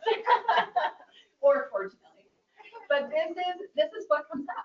We have these pictures of, even just this one alone. It just brings back, this idea of mathematics as being just about numbers and that it's crammed into your head and you're expected to be able to spit it out at any moment in time, right? That's what a lot of people have as a view of mathematics, many people. And Google, obviously, is proving that to us. If you Google math gift, it doesn't get any better. Notice, I like this one the best right here. When you blink during math class, it starts with 2 + 2. And then all of a sudden we're into this huge equation. Just a mess of things, right? And they're portraying people and even animals as being confused and frustrated and just really not enjoying mathematics. Luckily, some of us have had some different experiences, which is great. That's fantastic. But unfortunately, this is still more of the norm right now. I can even tell you a couple of my experiences. I was a math teacher for years, right? So I should be really good and really fast at math, right? That's the norm. I should be able to just whip up any math equation or anything just at the top of my head, right? Very quickly. In fact, people will even say, well, you're a math person, of course you can do that really quickly, right? I'm not about speed. Never have been and never will be. I am not fast at that. I am not fast at calculations or even with that. My husband, I love him, in parties used to be like, hey, Steph, what's 7 times 8? And he would do that because he knew that was a struggle of mine. And he would want to kind of poke fun at me. I'm a math teacher and I can't do 7 times 8 really quickly. But luckily, a student at one point in time says it's 56 because 5, 6, 7, 8. I was like, oh my gosh, now I remember. You know? But that was not a skill I was really good at. It actually made me a better teacher because I understood the struggle.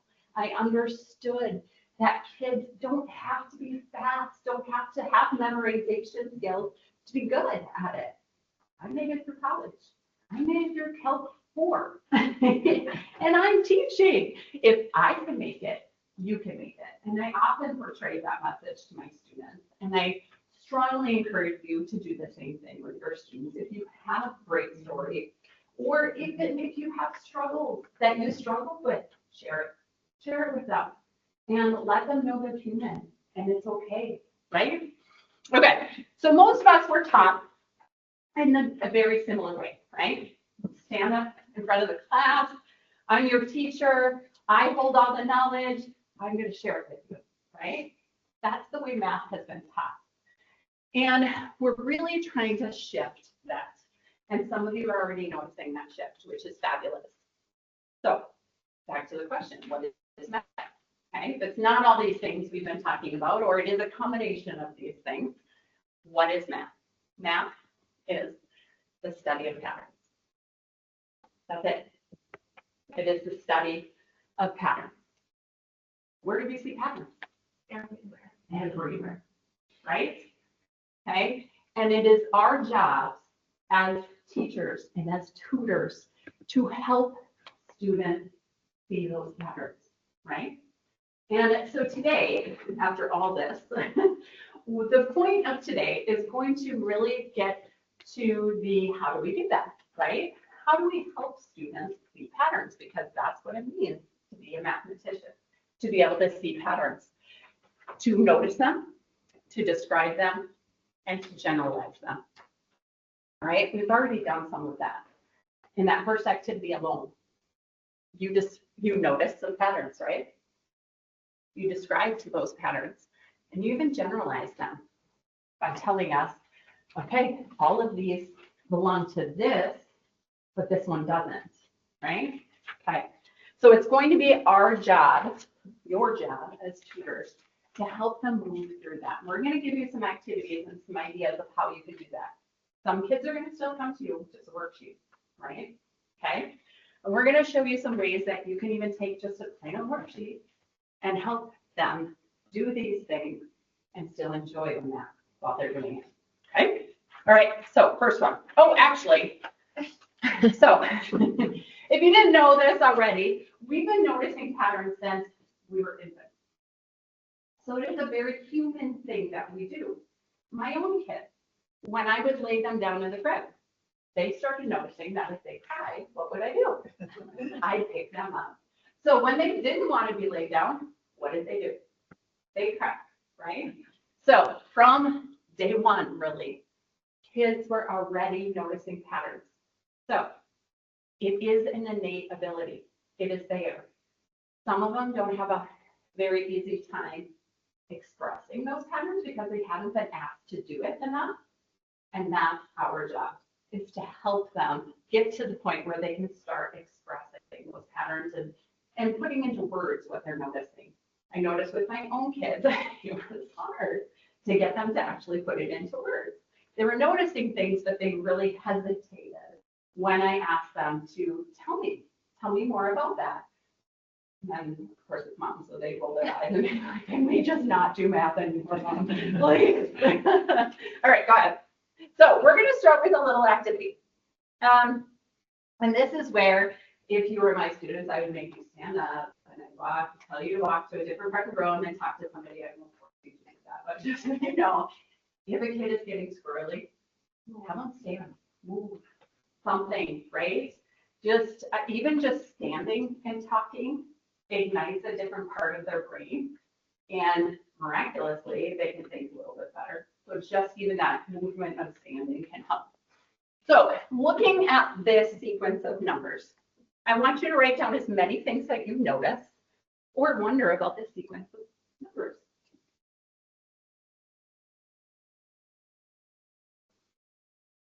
Or you can keep it in your head too. It's fine if you don't want to write it down. I'm okay with that.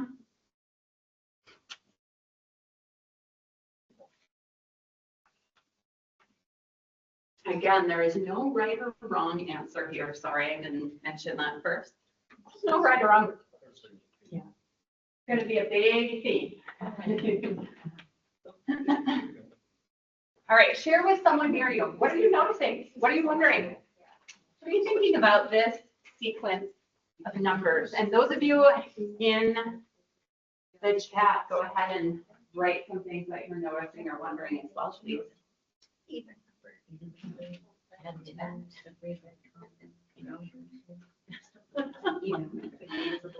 when does it end? Yeah, that's great. I'm great. Yeah.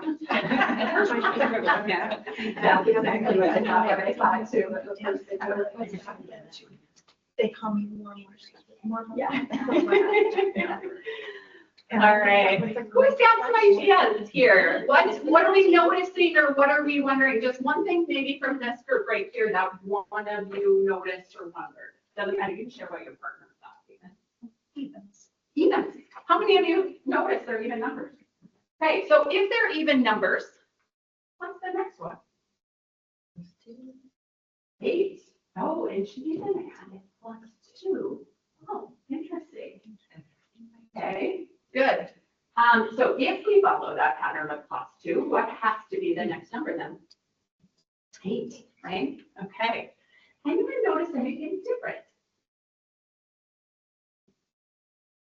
Oh, of course, Nikki in the back. What about in the chat? Go ahead. From the chat, Daniel said it could be the 8 and then 10, or it could be 10 and then 16. Oh, That's what I noticed. I thought in math that there was only one right answer. How could we have 10 and 16? Daniel, can you share with us why it could be 10 or 16? Because I don't get it.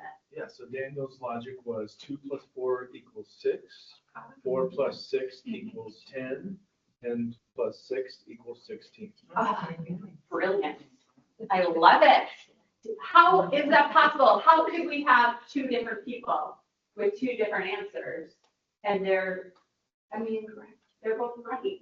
Is that okay? Absolutely. Absolutely. Okay. So now I want to go back to, we're going to take your tutor hat on and think about the moves that I just made with it. Okay. And think about what mathematics is. What's the first thing? Mathematicians notice patterns. Okay. Sorry, I'm totally putting you on the spot. It was just fun. Thank you. Yep. Did we notice patterns when we looked at that? Did anyone notice patterns? Every one of you did, right? Yeah. First thing we did. What do you notice? What do you wonder? Those were the questions I asked, right? I asked 2 questions. I didn't do a whole lot, did I? Not really. I asked a couple questions. That's all I did in this activity. Were you mathematicians? Absolutely. You noticed patterns. Did you describe them? Even numbers, right? Because they're even. So I think that 8 and 10 come next, right? You noticed a pattern. Do we generalize patterns? Yeah. How? How was the pattern generalized? Smaller to larger. Right? Yeah. How else? +2. Or when Daniel described, right? 2 + 4 is 6. 4 + 6 is 10. That's a generalization, right? Evens. Now, think about how much I did. I didn't do a lot, right? Asked a couple questions. But you asked good questions. Yes. Okay. I asked questions. And really, what it comes down to is being good at asking questions and asking the right questions to ignite these things so that students become that position, right? Okay, should we do another one? Okay. And we may have to choose wisely Oh, because it's really? already almost 11:30. Told you, I'm always, it always My takes. fault. Okay, let's go on to the next Do we one. want to So do this one? that was probably an older student version possibly, but I think even younger students can look at a set of numbers like that and do what you just did, right? So maybe you're sitting with kindergartners.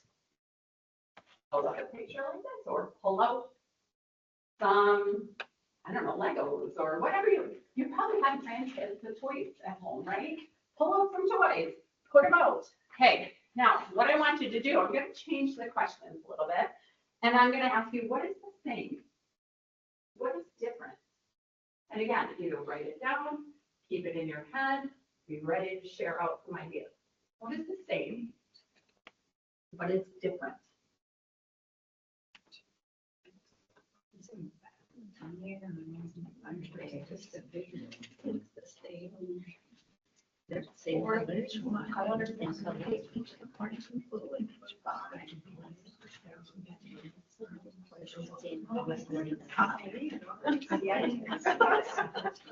Okay, so I'm just gonna ask, I'm gonna pick on this team. Just share one thing that either one of you noticed was the same or different. Okay, good. 2 groups of 4. Okay, good. So there's a same and a different. What about over here? Anything different or the same that hasn't been said yet? Sizes. They do look like different. They're actually not supposed to be different. Probably copied and pasted the picture. High school teacher Yeah, here, you got the mummy bear and the baby bear. Yeah, maybe, yeah. You're totally right. Well, they are, right? Can any student at any age answer the question I just asked you? Yeah. Okay, so now, somebody said there's groups of 4, right? How are those groups of 4 similar? How are they different? So I'm going to push you to think a little deeper now. How are those groups of 4 similar? How are they different? Columns would be more in rows. Okay, they're in columns and rows, both of them, right? Good. What else? They're all bears. They're all bears. Totally agree. Yeah. Blue bears are in the same column. Ah. This column. Blue bears are both in the left column. Mhm. Good. Bears are all facing forward. Yeah. How many blue bears? How many blue bears are there? Ah, there's a different number of blue bears. How many blue bears are in the one on the right-hand side? How many in the right, or sorry, looking at it. How many are on this side right here? And how many are over here? But you said they both have sets of 4. How is that possible if one has 3 bears and one has 2 bears? That was because they're bears. Okay, what other bears do we have there?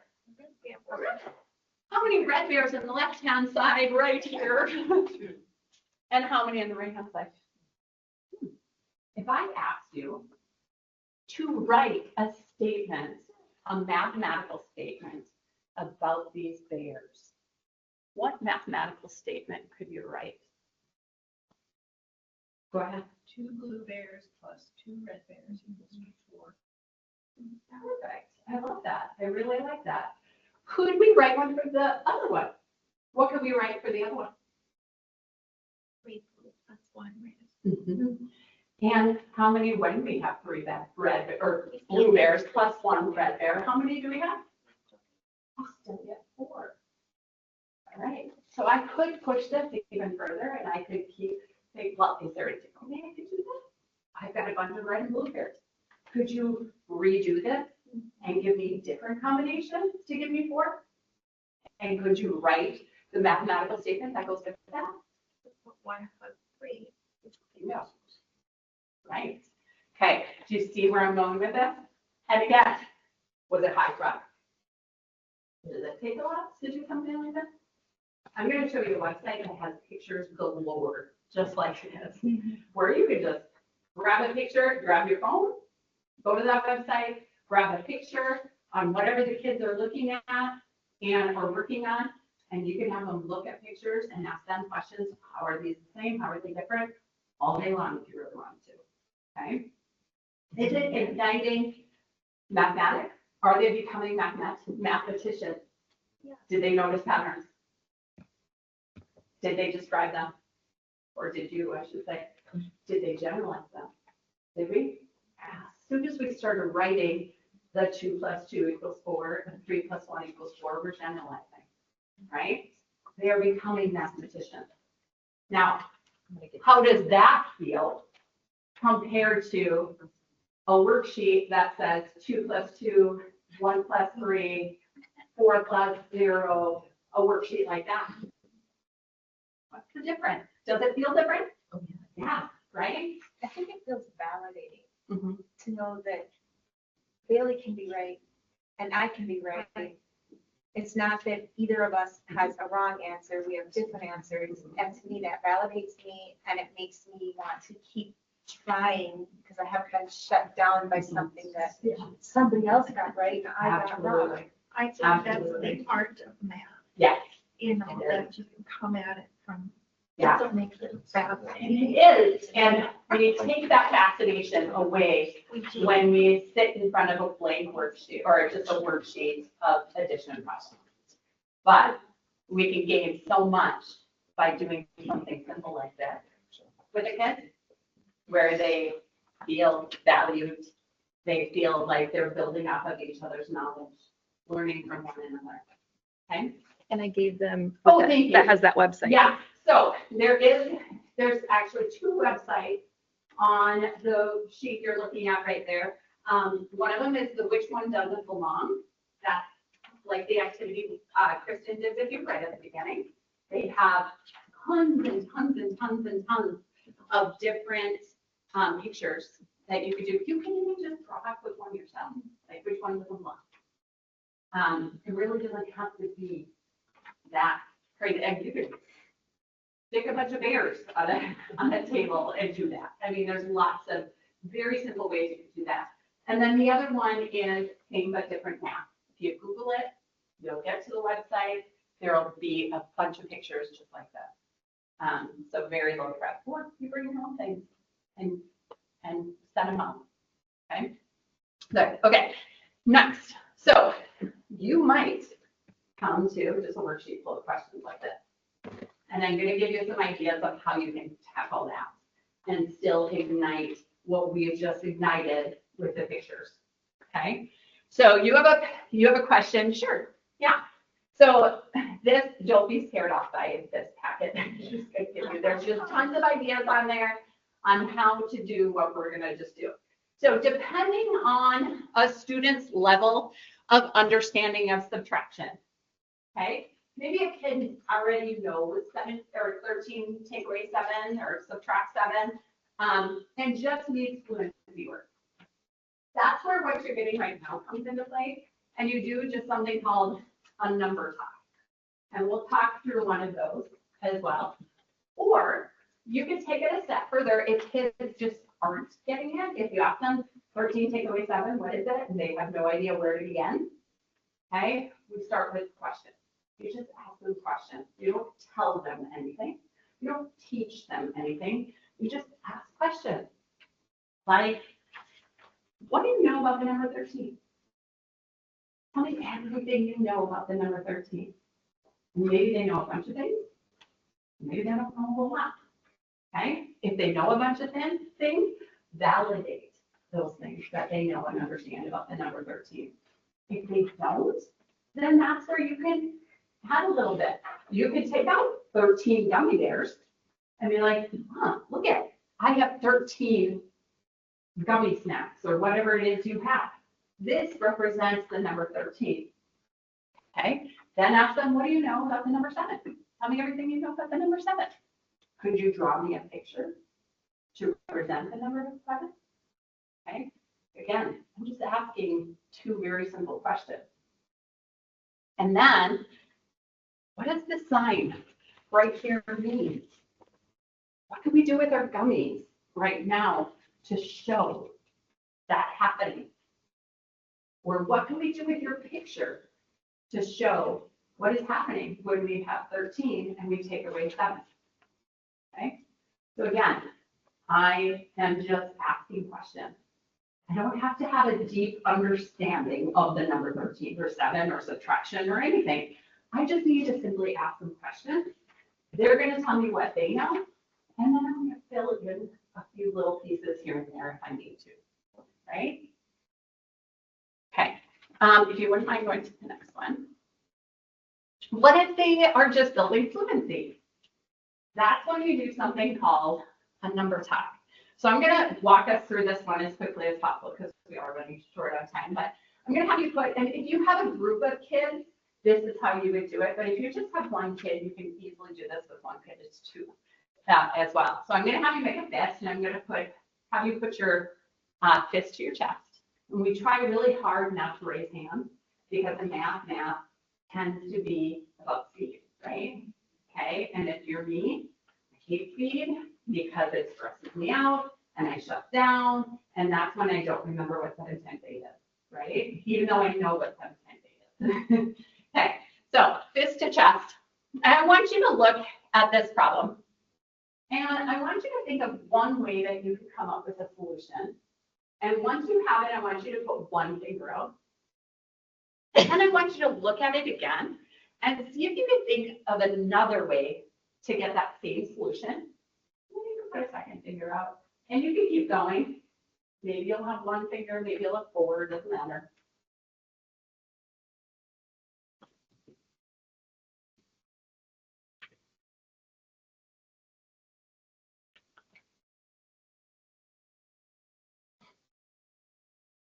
And what I'm going to do as the teacher, or the tutor, if I have a group of 4 kids, I'm going to pick the kid with one finger out, and I'm going to call on that person first. All of you have more than one, but so I'm just going to ask, could you give me one way that you found 12 plus 13? I see 2 10s and 5 1s, so 25. Bingo. How many of you saw it that way? Saw the 10s, saw the 1s, put them together. Good. Okay, Laura, right? Yes. Do you have a different way that you saw it? To add the very first number. Tell me more about that. I would stack them on top of each other. Oh, okay, so using that standard algorithm, right? I would just do 12 plus 13. And then what would you do from there? They're stacked. Now what? Now I'm going to add them going straight down. Okay, so the 2 plus the 3 is 5, and the 1 plus the 1 is 2. Did you get the same answer? Did you do it the same way? Okay. But they're still somewhat similar because she added the 10s and then the 1s, but you added the 1s first and then the 10s, and that worked out, right? Did we have another one? Yeah. I took 12 plus 10 and then 3 more. Nice. So you counted up by starting with 1, right? And added another 10, and then added on the rest of the ones. I like that. Very good. Did you come up with the same solution? Yeah. Did you do it in a different way? Absolutely. There's one online. So online, very similar to Laura's, 1 plus 1, and then 2 plus 3, and then he has always left to right. Okay. All right. Okay. 10s and then 1. Adding them together. I Good. got the Legos out. Yes. What did you do with the Legos? I made a pile of 12 and I made a pile of 13 and I put them together and I counted them all. All one by one. All one by one. Great. All right. So now, are any of these strategies maybe quicker than others? Possibly. Yeah, possibly. But do we all get to the same solution? Absolutely.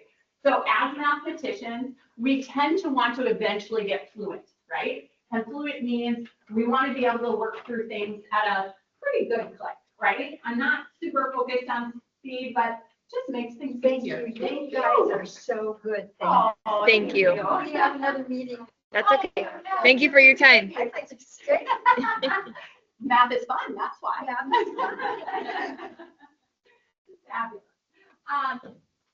So just thinking about the different ways that people added 12 and 13, the next time we do a problem like this, I want you to think about the way Laura did it versus the way, Anita did it. Okay? Think about the different ways that these people found the solution and maybe give it a try yourself. Okay? See if their method works better. So again, notice that I am not valuing one above the other, but I'm also saying, hey, why don't you try someone else's idea next time? It might be a little bit faster, or it might be easier for you the more you practice it, right?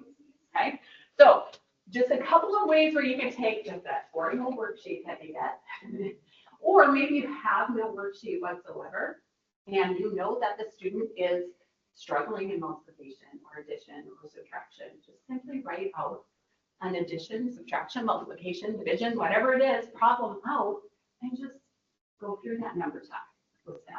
Or ask them questions about the numbers. What do they know? What can you tell me about it? Can you draw me a picture?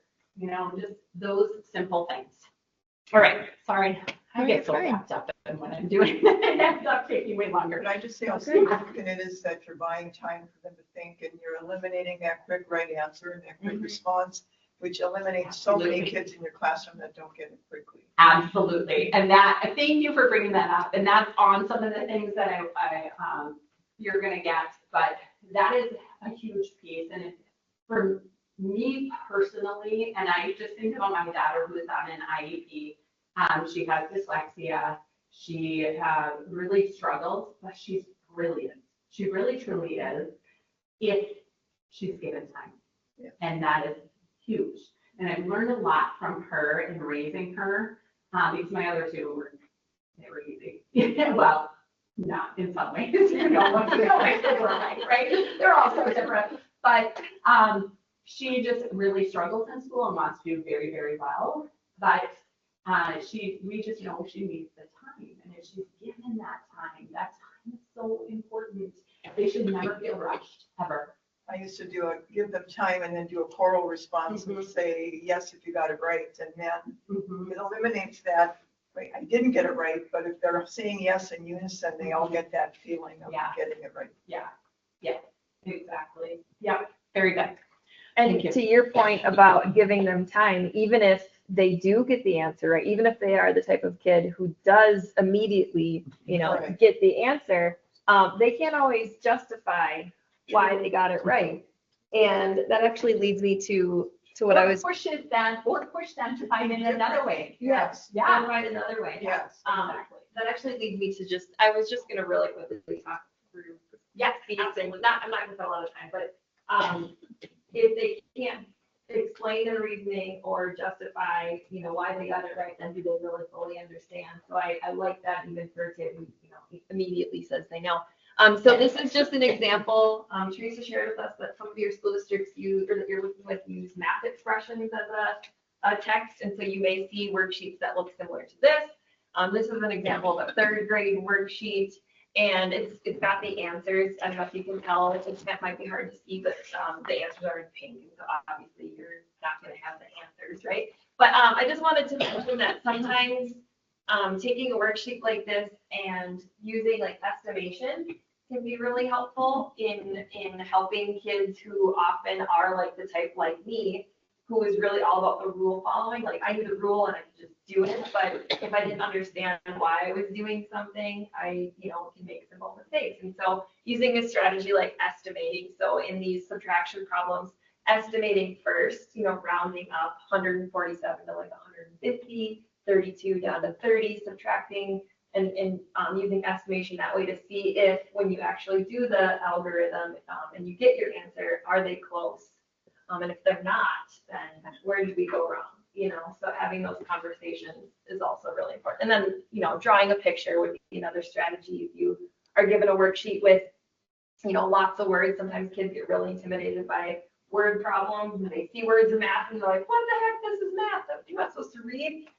So breaking it down, pulling out key pieces of information, drawing pictures, talking through it, all sorts of things. And if you do get worksheets from the kids or from the teachers, using those resources, often there are examples that you can pull from the resources that you're given that you can look back at, or if you're comfortable using a device, Googling, if there's a topic you're not familiar with, try Googling it, even as a math teacher, like we don't know everything. And so when my niece who's now in pre-calculus reaches out to me, I'm like, I'll get back to you. I'm gonna Google it real quick. And then, I have a degree in math, so let me get rid of that. And I'll be like, oh yeah, I remember how to do that. But I mean, it's normal. It's, and it's important to be able to teach kids how to use the resources. And that's why it's so important to push the learning in the direction that we're talking about too, because if they experience the math,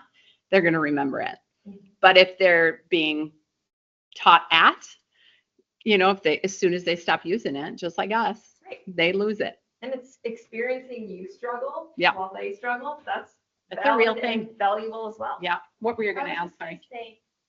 Sometimes you might have a teacher give you a worksheet. This is the assignment. Please help this child complete the assignment. Or maybe they just give you a worksheet saying, this is good practice for today. And one thing that I think is helpful in both situations actually is to allow the student to say, circle 5 of these. Let's just chunk this out. Circle 5 of these. And let's work on those first. Tell me which one of these 5 you want to start with. And just give some ownership to the students.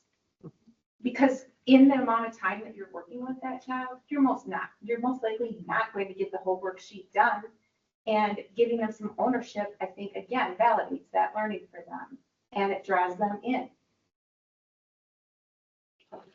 And to dovetail off that, I used to, when I taught, I would, if I had 20 problems and I was only going to have them do 10, I would tell them to do the 10 easiest ones because, it made the students think, it made them think about, okay, which ones are easiest, and, you're just automatically getting a higher level of thinking just in doing that analysis.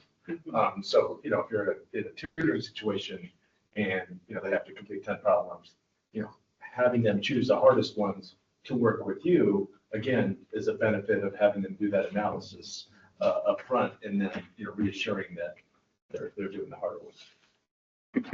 Thank you. Yeah. Later. Oh, yeah, I'm so sorry. Just one more thing I heard from the math court teacher in our school with difficulty of word problems. The students didn't have the literacy to read. Absolutely. That is a real struggle with math. Which takes us back to the movement that Minnesota is taking with the READ Act and all the implications of the science of reading, the simple view of literacy.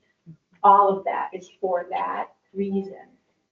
And if you could just break that barrier and just read it to them, in that moment. Tests are read to them too. Yes. Yeah. And they get to use calculators. Yeah. I gave you guys this handout that Steph already mentioned previously about the number talks, right? No, the which one doesn't belong and the same but different math. If you're in a situation where a kid comes to you and says, like, I think of middle schoolers, like my experience is 6 through 12, and I don't have a lot of experience in the primary grades, but my experience is middle school, and I've got nothing to do. I have no homework. So if you're in a situation like that, I've got this on the back side of this handout that Steph was talking about. I found a bunch of games that if you just got a simple deck of cards, these are all really simple.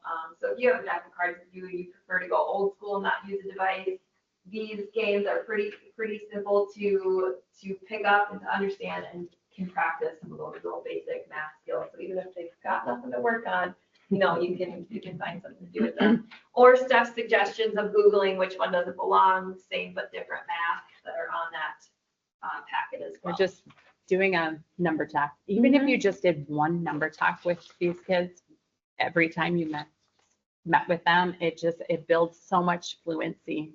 It really does. Just building off of the different ways. Oh, yeah. Yeah, and as we're starting to wrap up here, we have some bookmarks made for you guys to bring with you to your tutoring sessions. I think you already have them. Awesome. So on one side, you're going to see those questions that Steph was leading you through, those number talks, and those which one doesn't belong, and the same but different. The what do you notice, what do you wonder, do you draw a picture? So if you've got a worksheet and you have, oh my gosh, I don't even know where to start with those questions, right? There's also some reminders on the other side for you as well to try to remember when you're, maybe your patience is thin or you're just feeling a little nervous before you go into those meetings. Every child deserves a champion, right? So just building those connections and those relationships. And it's a marathon, not a sprint, right? Give kids the time they need. So what can we take away from this? I want to give you some time to think about these questions. Maybe we can just discuss with our elbow partner. As you begin your tutoring, how has your vision of mathematics changed by engaging each day's work? And how will you use this to help the students that you'll be working with? Take some time to either think about it on your own or with your elbow partner.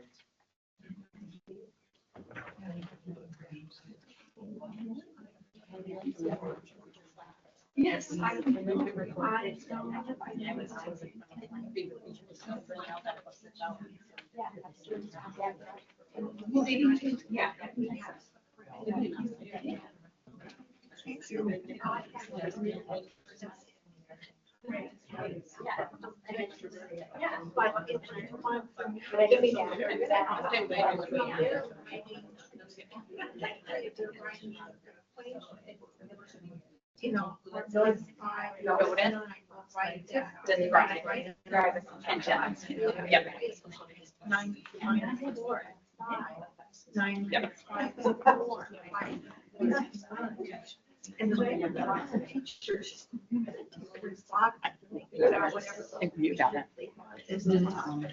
anybody want to share any thoughts, anything from the chat, or anything that you've taken away from today, or how your view of math has changed? Huge. Yeah, I mean, for when I went to school a while ago, it's all memorization and you're like the quickness. And so I'm at home with flashcards because I don't want to be embarrassed the next time. And this is so nice that I wish my son had the opportunity to go because he hates math. Yeah. And this is great. And to hear about teachers now that are inspiring kids. And it changed for me because of medical issue. My husband and I taught 3 of our grandkids at home for 2 years during COVID. And we got the curriculum from the state of Minnesota and the math. I was doing 1st and 2nd grade math and I got to come at this differently. But it was fun for me to learn that. And you're writing these equations in 1st grade, 4 different ways you're drawing, They sent, the state of Minnesota was great. They went and they had to our house, but they sent all these manipulatives and everything came. And they were ours to keep. And so, math became kind of a fun thing. Very different from when I was growing up. Did you want to share something too? I thought I saw you. Well, I was just going to say, maybe I could tutor math. You can. You can. Absolutely. Yeah, you absolutely can. 100%. Yeah. Awesome. Just the activities that they did were so fun for kids to take home and do with their families. Yeah. Because all families are scared of the new math too. Yeah. And I think it's hilarious because I would on paper be a really good math student because I got all A's.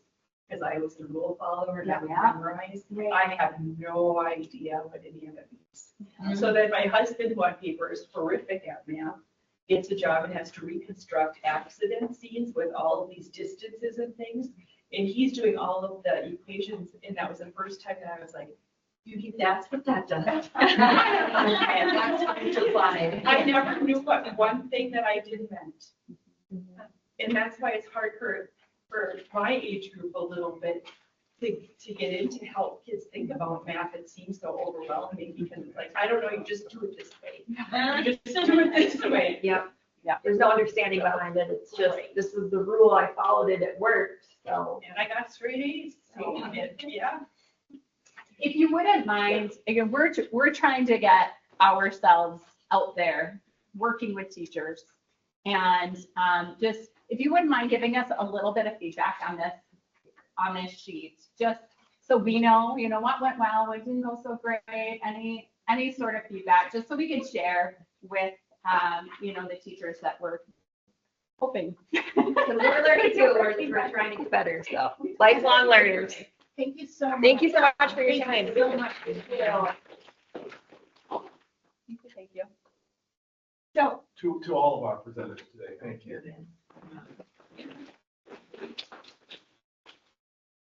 So you have an eval in front of you for our math presentation. At the back of your folder on the right side is an eval for this entire event. And it's broken out into questions about, did we meet our objective? I have slides. I don't want to waste time filling them up. Did we meet our objective of community, building community? Did we meet some objectives of helping you learn about how to be the best reading tutor you could be? Did we help answer the question, how can you be the best math tutor? That's what this yellow sheet asks. The smaller one that you're completing right now for math is specifically for Stephanie and Kristen. Yeah. I'm so sorry. Once you blink something, it's awful. And when it's a name, I'm so embarrassed and so disrespectful. I'm sorry. No. So definitely the one for math is important to that team, and we appreciate your time doing it. If you don't care to fill this one out, it looks long, but it's actually quite quick to fill out. However, if you don't feel like taking the time to do that today, we can email them to you.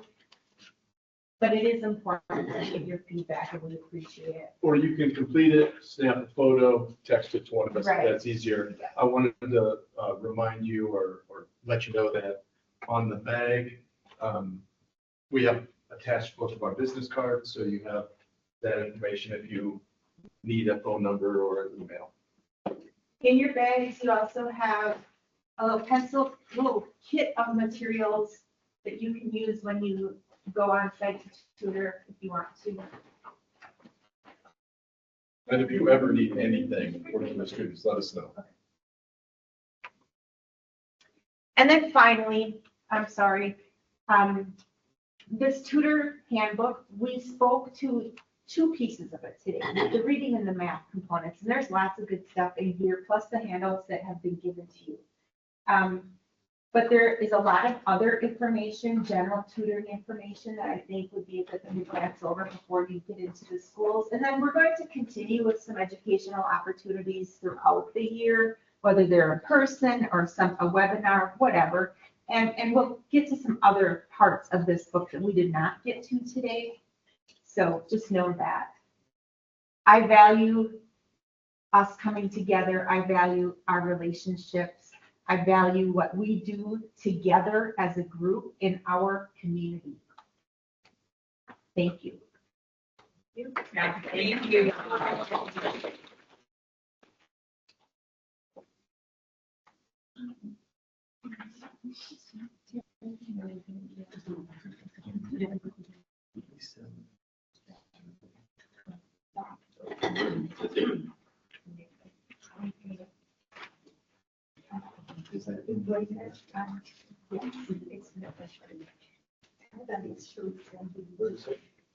Well, it's in that list. It's in. Isn't that what you were talking about earlier? The survey? In the evaluation?